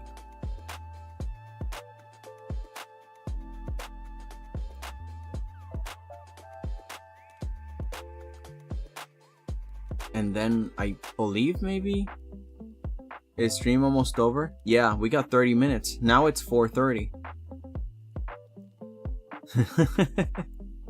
Yep, we started like 4-ish hours ago. There's a lot we discussed. I suggest that you check out the VOD because we talked about a lot of really interesting things if you're interested in like art stuff. Like, we spent all the time writing this, and I think this is complete. I can maybe make it simpler, but let's see how much time does it take me to read all of this. If it's within 3 minutes, then we're Gucci. If not, then I have to simplify. Let me hit play. Shapes. What is it? In the art fundamentals or elements of art, it means to see basic shapes such as the triangles, circles, and squares in a cluttered picture or subject, for the purpose of simplifying, defining, isolating, or measuring details to their most simplest form, to then rebuild the scene or subject back up as you redraw it. Even polygons or n-gons are combinations of these shapes. Why is it important? Divide and conquer is a good analogy for understanding shape. If you are to redraw a scene like this, or a subject like this, a beginner will probably get overwhelmed with all these details and bumps. That's because it is. When an artist wants to redraw something, they first break it into smaller pieces. The simpler, the better. And what's more simple than the 3 basic shapes: triangles, circles, and squares? Any shape, even polygons, are made of these 3. It's what is called a breakdown. From the breakdown, we can add complexity back, but staying within the limits that we set through these rulers. Okay, hang on. I think something clashes here. I gotta delete this. I don't need this anymore. I added it somewhere else. Why does it unselect? Come on, man.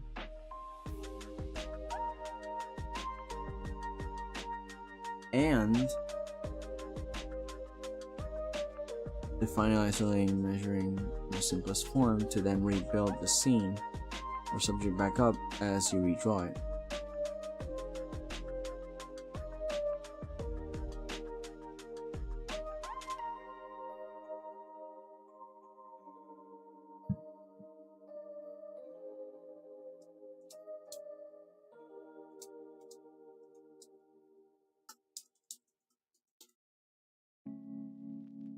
It is the basis of all drawing and clarity. Basically, if you don't know shapes, you can't draw. Or at least, it's going to be hell on earth if you don't know shapes. Divide and conquer. Any shapes polynomial is free. Okay, let's try that again.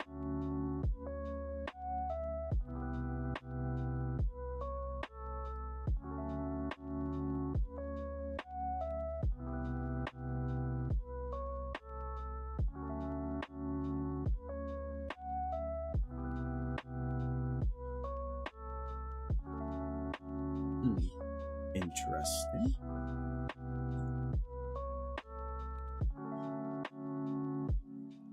Sorry, I was checking something.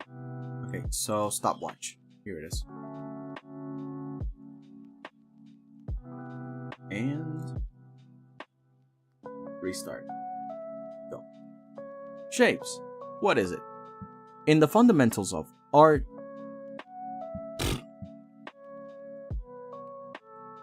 shapes. What is it?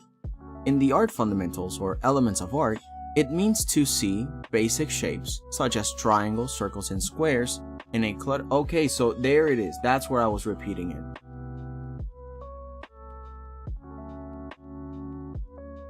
That's when I sensed that I was repeating it. I didn't remember or saw where.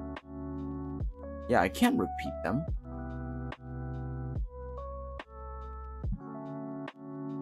In a cluttered subject for the purposes of simplifying, defining, isolating. Okay. Yo, hello, Petals. What are we doing today, Mr. Shark? We're almost done. It's like, what? Almost 15 minutes, like 20-ish minutes, almost. 25 minutes before we end. But yeah, welcome in. How are you doing? I'm just giving a final read, so then I can simplify it another day. I'm checking out if it fits the 3-minute mark or less. And I just realized that I repeated something here and down here.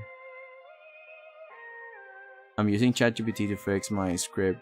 Is it over for me? I recommend you just do it on your own. Because ChatGPT can make garbage up and hallucinate. While you, doing it yourself, not only are you training yourself to understand the subject, but also you are in control of what is said, when it's said, and how it's said. AI is just dulling your practice. Like, you might as well just push the button and let it do it itself, you know? I mean, you can allow it to spot mistakes, like, oh, this sounds repetitive, but you can also ignore it and say, like, nah, I think it's fine, you know? But I suggest you do most of the work. Like I'm doing right now. And I'm trying to see if it flows right. I want to see that it reads right. I noticed that I repeated something here and here. You know, like it's good practice to be able to write and convey information yourself. It also helps to like understand, like, oh yeah, I understand the subject. I can express the information in different ways. I am a good teacher, or at least I am good teaching myself these things. I'm gonna use the ChatGPT version to put some points from minutes to the script. Yeah, maybe. If it's factual, you gotta fact check the AI, because it often just never tells you when it's wrong or when it doesn't know something. If you're gonna rely on AI, I'd question why you're partying in the first place. Yeah, exactly. But again, not all AI is bad. It's just that it depends on how much you rely on it, right? Because if it's just to check for mistakes, like I often need it for, like the spell checker is like, okay, fine. Sometimes I used to use Grammarly, so I can say like, oh, the language feels too stiff, maybe be a bit more jovial, or maybe it's too jovial, make it more professional, and I'm like, okay, if that's how it sounds. But often I also ignored it because it's like, no, this is the feeling that I want, and I make my own choices. So it really depends on how much you're using it and for what. That idea on checking, like making a version and then fact checking it and maybe adding some stuff is like, okay, this information actually, I missed it. I could add it, but only after you fact check it, right?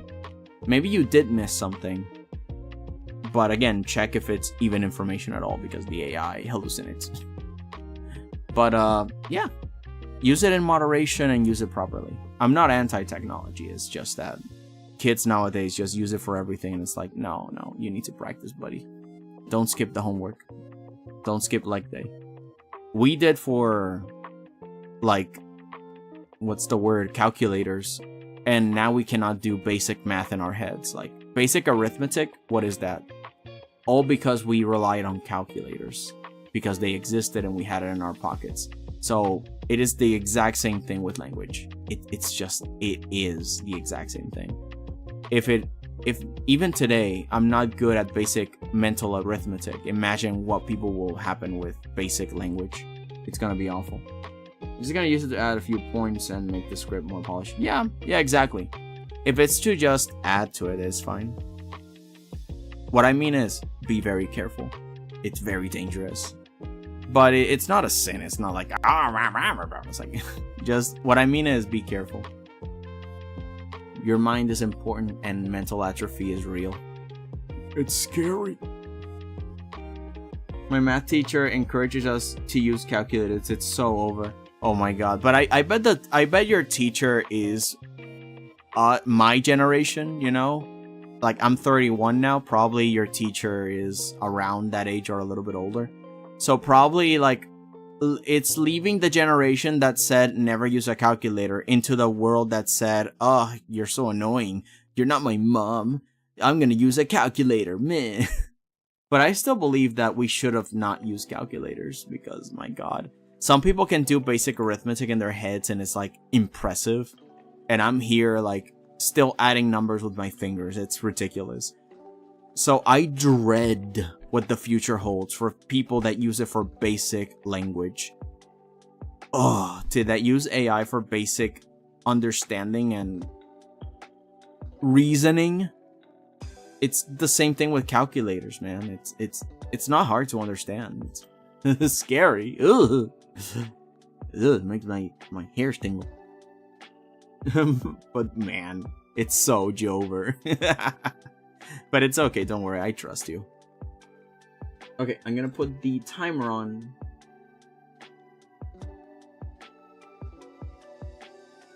Seven, 6, 67. You see how long that took? It took way too long. This is why I suck at Jackbox when they give us the math questions. It's like, oh, everybody just solve a bunch of problems. The one with the least problems solved loses.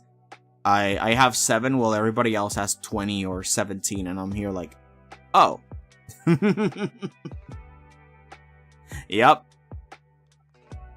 Calculators killed our mental capacities.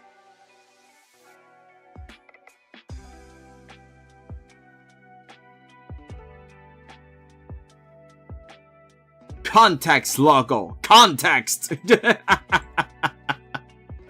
No! I got. I can't believe it. I don't even know what that meme is. I'll have to check it out later because I have no clue what that is.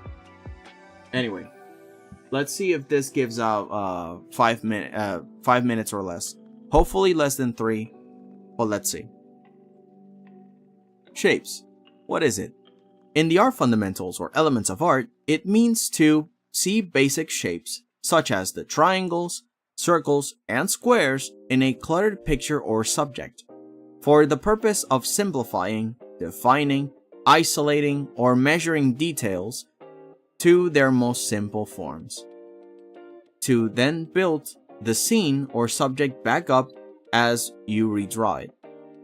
It is the basics of all drawing and clarity. Why is it important? Divide and conquer is a good analogy for understanding shape. You are to redraw a scene like this or subjects like this. Sorry, I rewrote that wrong. I want to make a line here because something is wrong here. I feel this is wrong. Divide and conquer is a good analogy for understanding shape. If you are to redraw a scene like this, or this, showing examples. Continuing. A beginner will probably get overwhelmed with all these details and bumps. That's because it is. When an artist wants to redraw something, they first break it into smaller pieces. The simpler, the better. And what's more simple than the 3 basic shapes? Any shape, even polygons, are made out of these 3.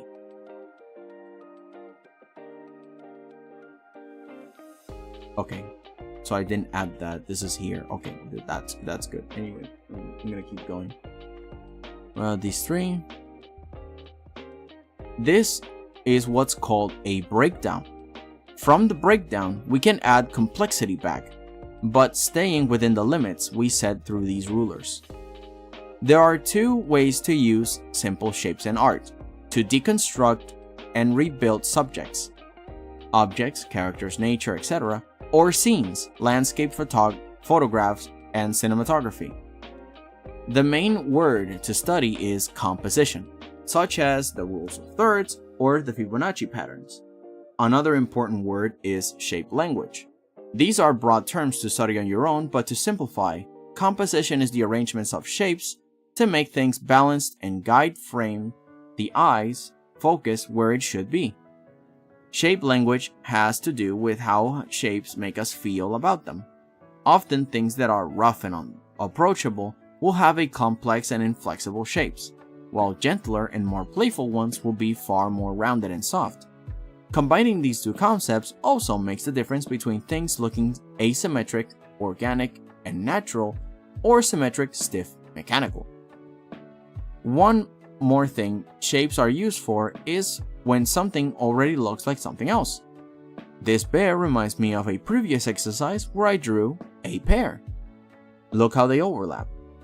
The more shapes you play with in your breakdowns, the easier it is, easier it will solve other unrelated subjects. In the world of shapes, nothing has a name. It is a perpetual cloud-gazing game of Pictionary. It is also a cheat code to master or study anatomy through breakdowns, but that's what we'll cover later. How has it been applied with clarity? Simplifying with basic shapes and lines helps reorganize everything quicker and get a sense on how the full final piece will look like and feel, no matter the orientation, distance, or amount of blur. Using shapes to point and frame things is a game that leads to silent storytelling or informing the viewer. Infographics use this to alert people of hazards clearly. Movies use hierarchies, framing devices, shapes within shapes, dynamic lines of action, and more.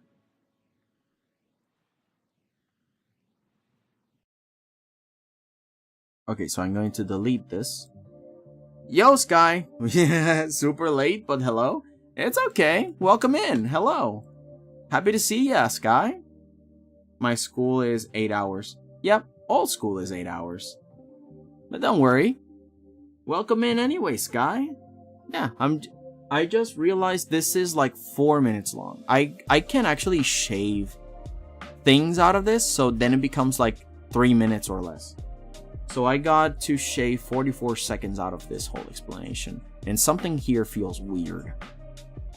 In the fundamentals or elements of art, it means to see basic shapes such as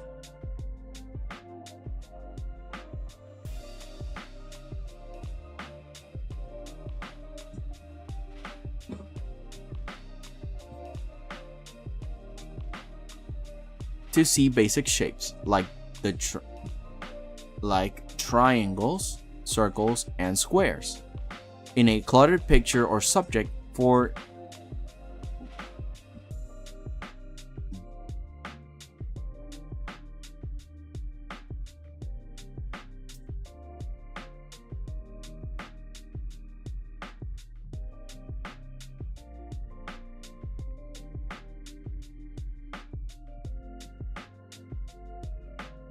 isolate or measure details to their most simple simplest form.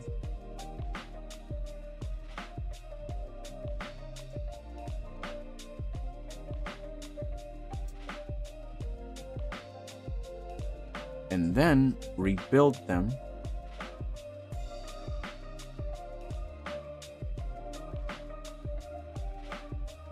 back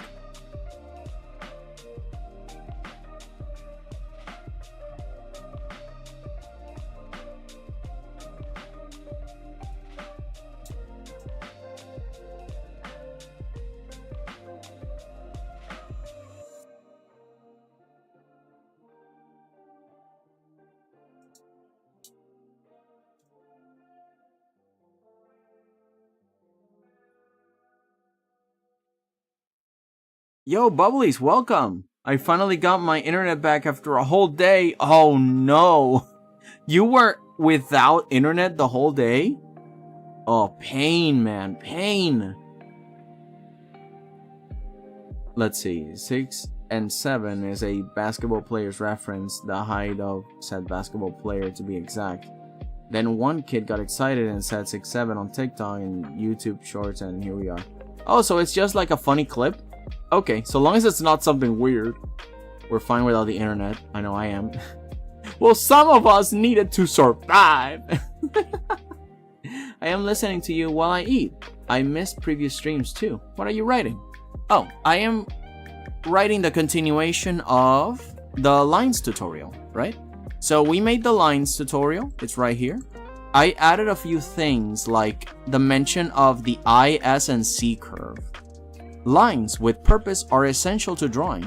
So here are 3 basic marks that can be used to build anything or define any gesture. I, S, and C. We will be using these in the future tutorials. And then moving to the shape one, I'm going to have the I, S, and C curve appear on the objects of the examples I'm going to write. Okay, let's see if this section works now though. In the art fundamentals, or elements of art, it means to see basic shapes, like triangles, circles, and squares in a cluttered picture or subject. To then simplify, define, isolate, or measure details to their most simplest form.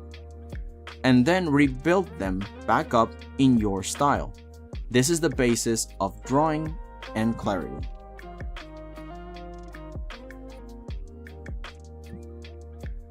Yeah, now it makes a little bit more sense, so let's unmark this.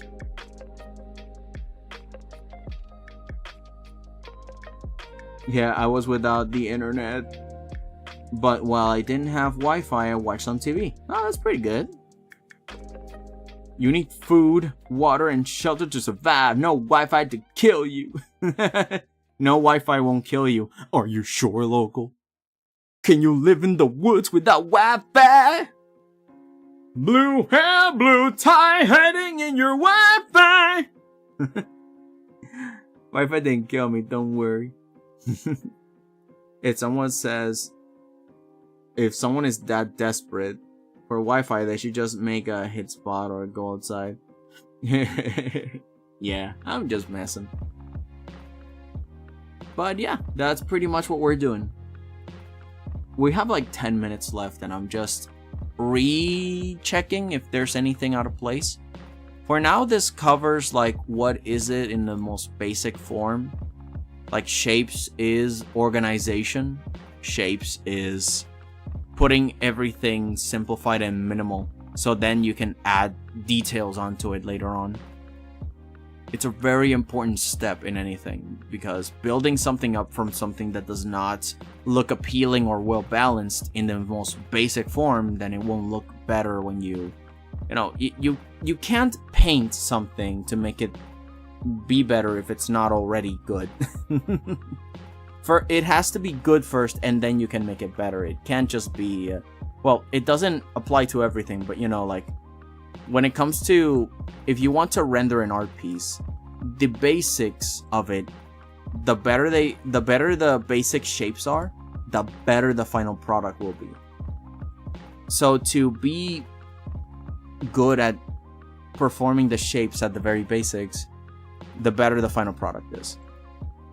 It's why this fundamental has to be a separate thing, even from form. Form comes from shape, but it moves on also to bleed into perspective. So that's why I'm keeping forms and shapes separate, which is what we tried to do last time. I tried to jump into form, but I didn't finish shapes at all. I didn't even define them. That's why I got confused and I started to mix them up together, and it just did not make sense. Lum was right in why not make a part 1 and part 2.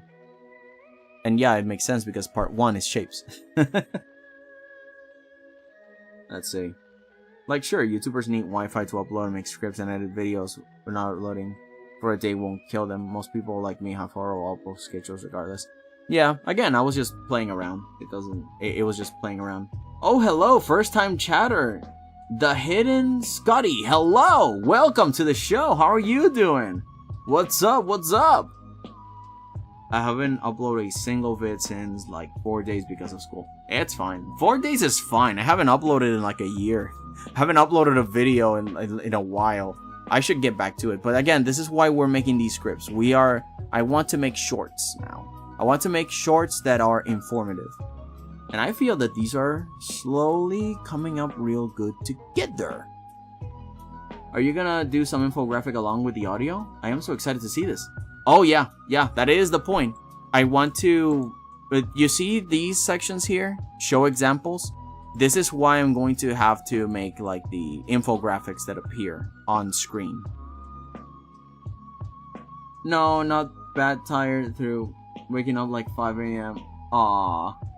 It's okay. Like right now I'm about to go because we have like 5 or 6 minutes left before I go. I'm just doing the final renditions so then I can be like, okay, it's sort of finished, and then I can polish it better. This has to be less than 3 minutes long.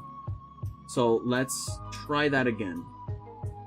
Where can I shave time? I need to shave 44 seconds. I feel that some parts here and here are redundant, and I need to figure out where. Or at least this paragraph. Divide and conquer is a good analogy for understanding shapes. For understanding shape, if you are to redraw a scene like this, or subjects like this, show examples. A beginner will probably get overwhelmed with all these details and bumps. That's because it is. When an artist wants to redraw something, they first break it into smaller pieces. The simpler, the better.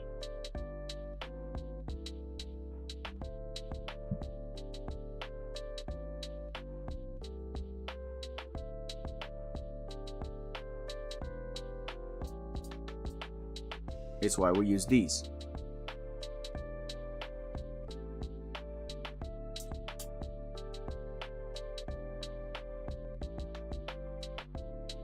The simpler the better. It's why we use these. Show the basic 3 shapes.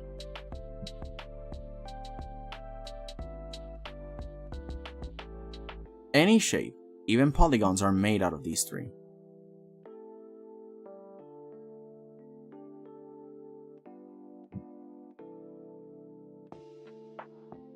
Any shape, even polygons, are made of them. This is what's called a breakdown. From the breakdown, we can add complexity back, but staying within the limits we set through these rulers.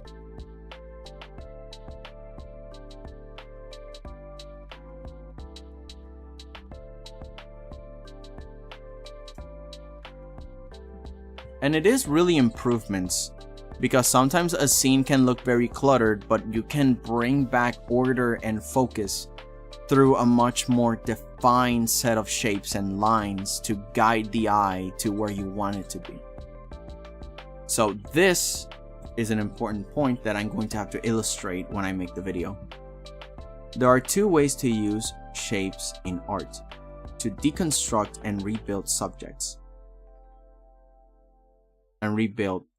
Oh, okay, let me put double points here so I can understand that I'm making a small list. There are 2 ways to use shapes in art: to deconstruct and rebuild subjects, objects, characters, nature, etc., or scenes, landscape, photographs, cinematography. I don't have to read this actually, I can actually just make it visual. and make the terms just be on camera. The green can just mean represent or showcase the word. The main word to study is composition, such as the rule of thirds or the Fibonacci patterns. Another important word is shape language. These are broad terms to look up on your own, but to simplify, the main words to study are composition,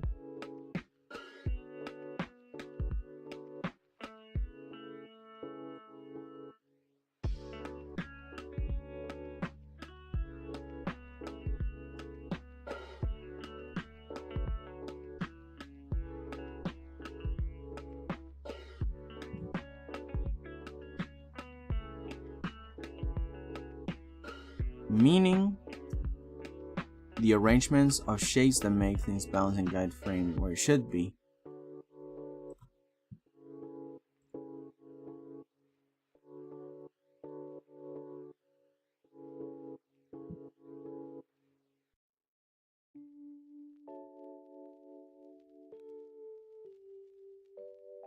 And I'm going to make the rule of thirds and Fibonacci sequence something that I don't say, but that I show on screen. So I'm going to highlight them, and that's going to help me not have to waste time saying it. I'm going to show them, not say them. Another important word that should be and shape language. Delete that. And shape language.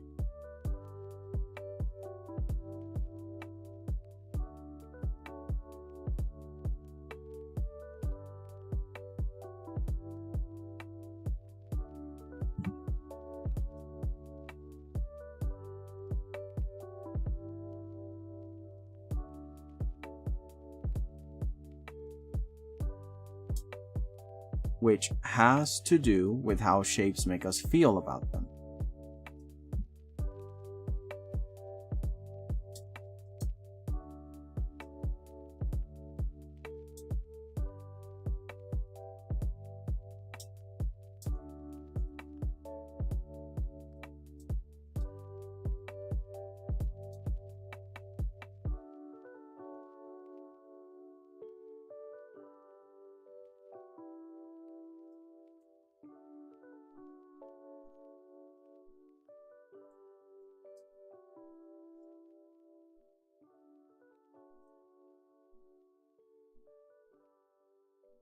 These are broad terms to look for your own.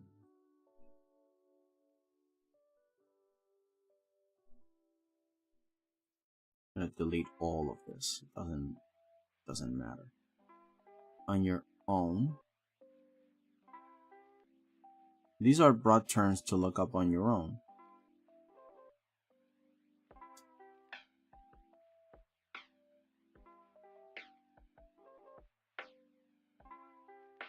But combining them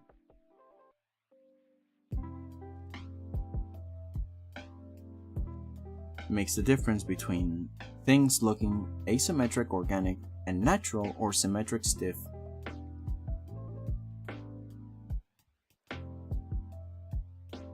and mechanical. Oh, you gotta go? Okay, local, take care. Alright, let's see.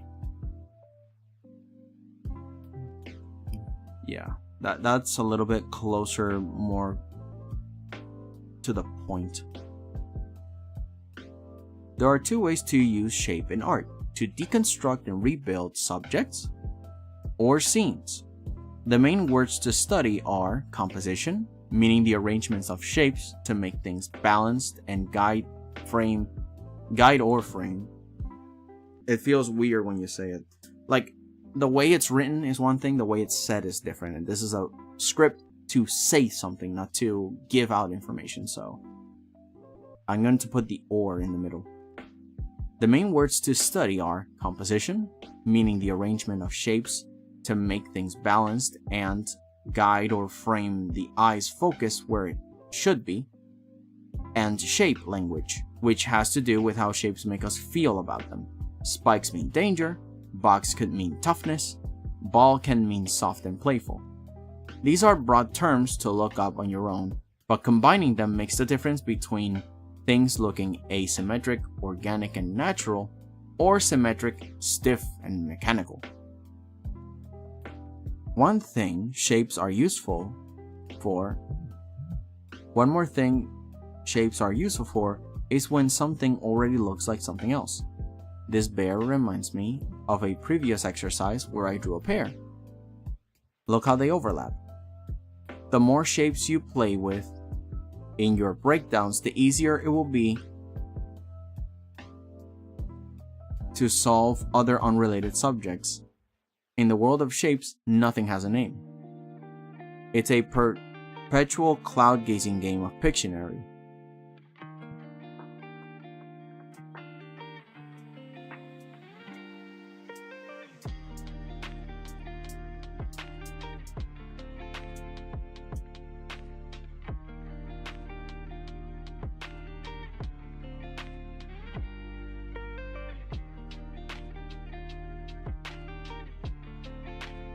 It is a perpetual cloud-gazing game of Pictionary where one shape can remind you of another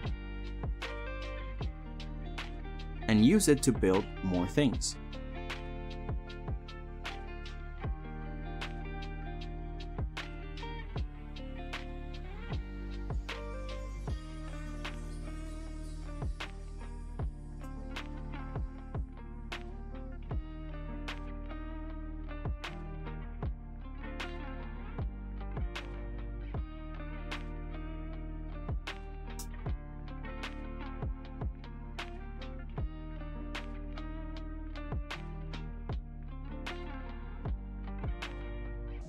As an omni-ruler,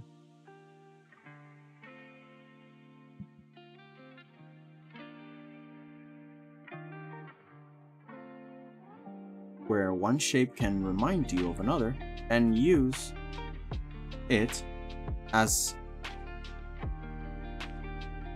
an omni-ruler to build more things. There we go. Back again. Welcome back, Waffles. I'm gonna reread it one last time and then we're going to finish up. Hopefully it's within 3 minutes and then I can conclude whether or not I gotta go back to this. Control B to bolden. Control B and Control B. Okay. Let's try that again. Shapes. What is it? In the fundamentals of art, or elements of art, it means to see basic shapes like triangles, circles, and squares in a cluttered picture or subject. Then, simplify them, isolate them, or measure details to their most simplest form. That sentence sounds weird. Is to see basic shapes like these in a cluttered picture or subject, to then simplify, define, isolate, or measure details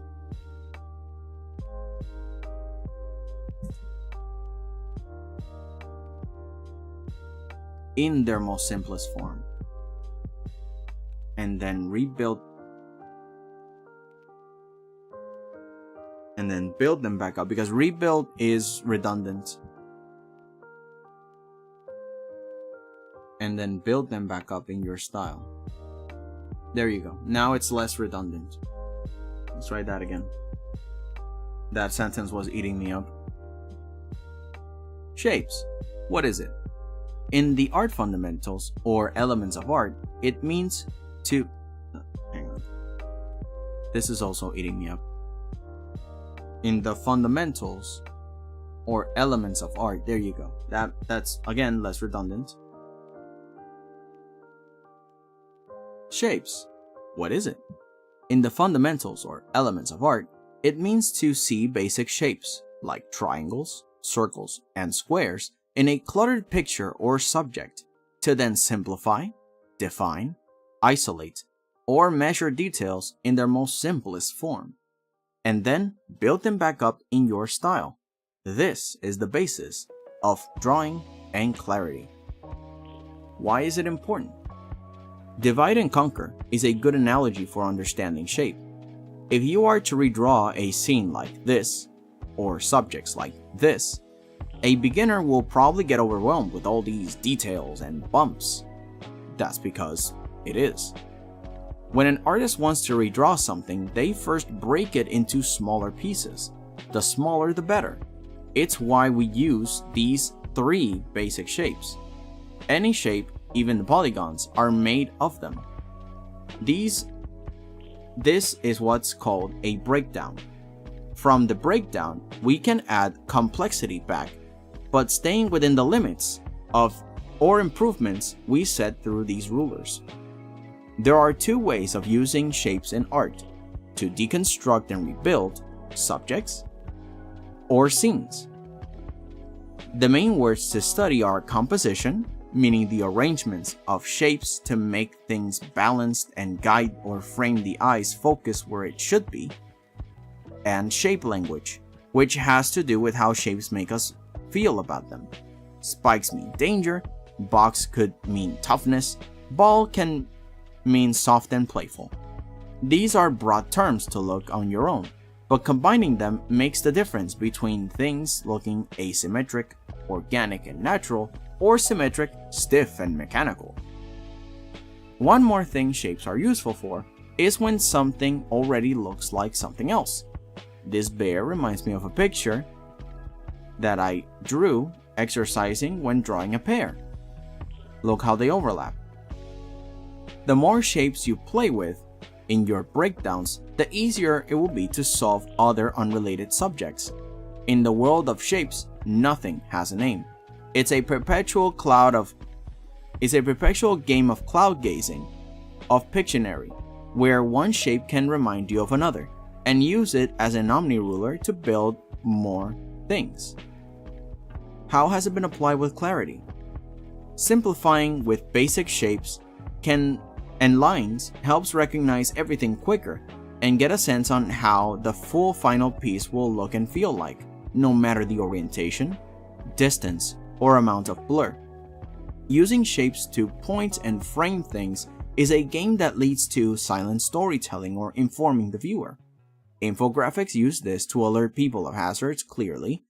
Movies use hierarchies, framing devices, dynamic lines, and more. Okay, 3 minutes and 14 seconds. There is still more to shave out of this, but I think so far it's pretty okay. There are things that I would change, there are things that I would rephrase to make it more to the point, less fancy wording, but I think this is good. I mean, 3 minutes and 14 seconds? It sounds like pie!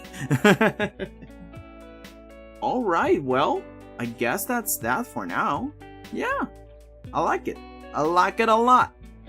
But I will keep improving it, shaving off some time, because we are exactly on the time. It's gotta be less than 3 minutes, not like perfectly 3 minutes. It has to be like 2 minutes and 56 seconds.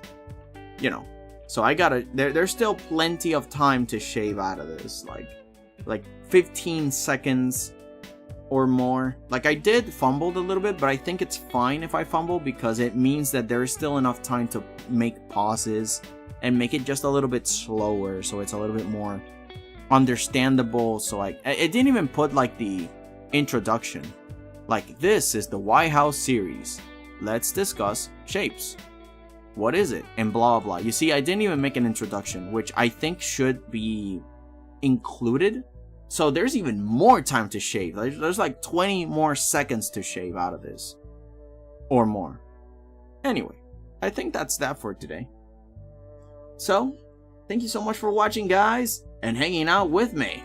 Nice. I know, right? Hang out. Thank you for hanging out. Thank you for having some fun, and also working on your own projects in your own time. I see that you guys have been doing your own stuff, and I'm excited to see. And we have a new Discord person. Somebody else that got into the server. I welcome you with open arms, and hopefully I get to see your stuff. I'm excited. I like artists. Anywho, have fun, take care, keep working real hard, and I'll see you guys next week. I will try to show up earlier next time. It's cool to watch you write too. Yay! I'm glad to hear that. But yeah, no pressure. I'm just happy that you showed up and having fun and hanging out. In any case, goodbye!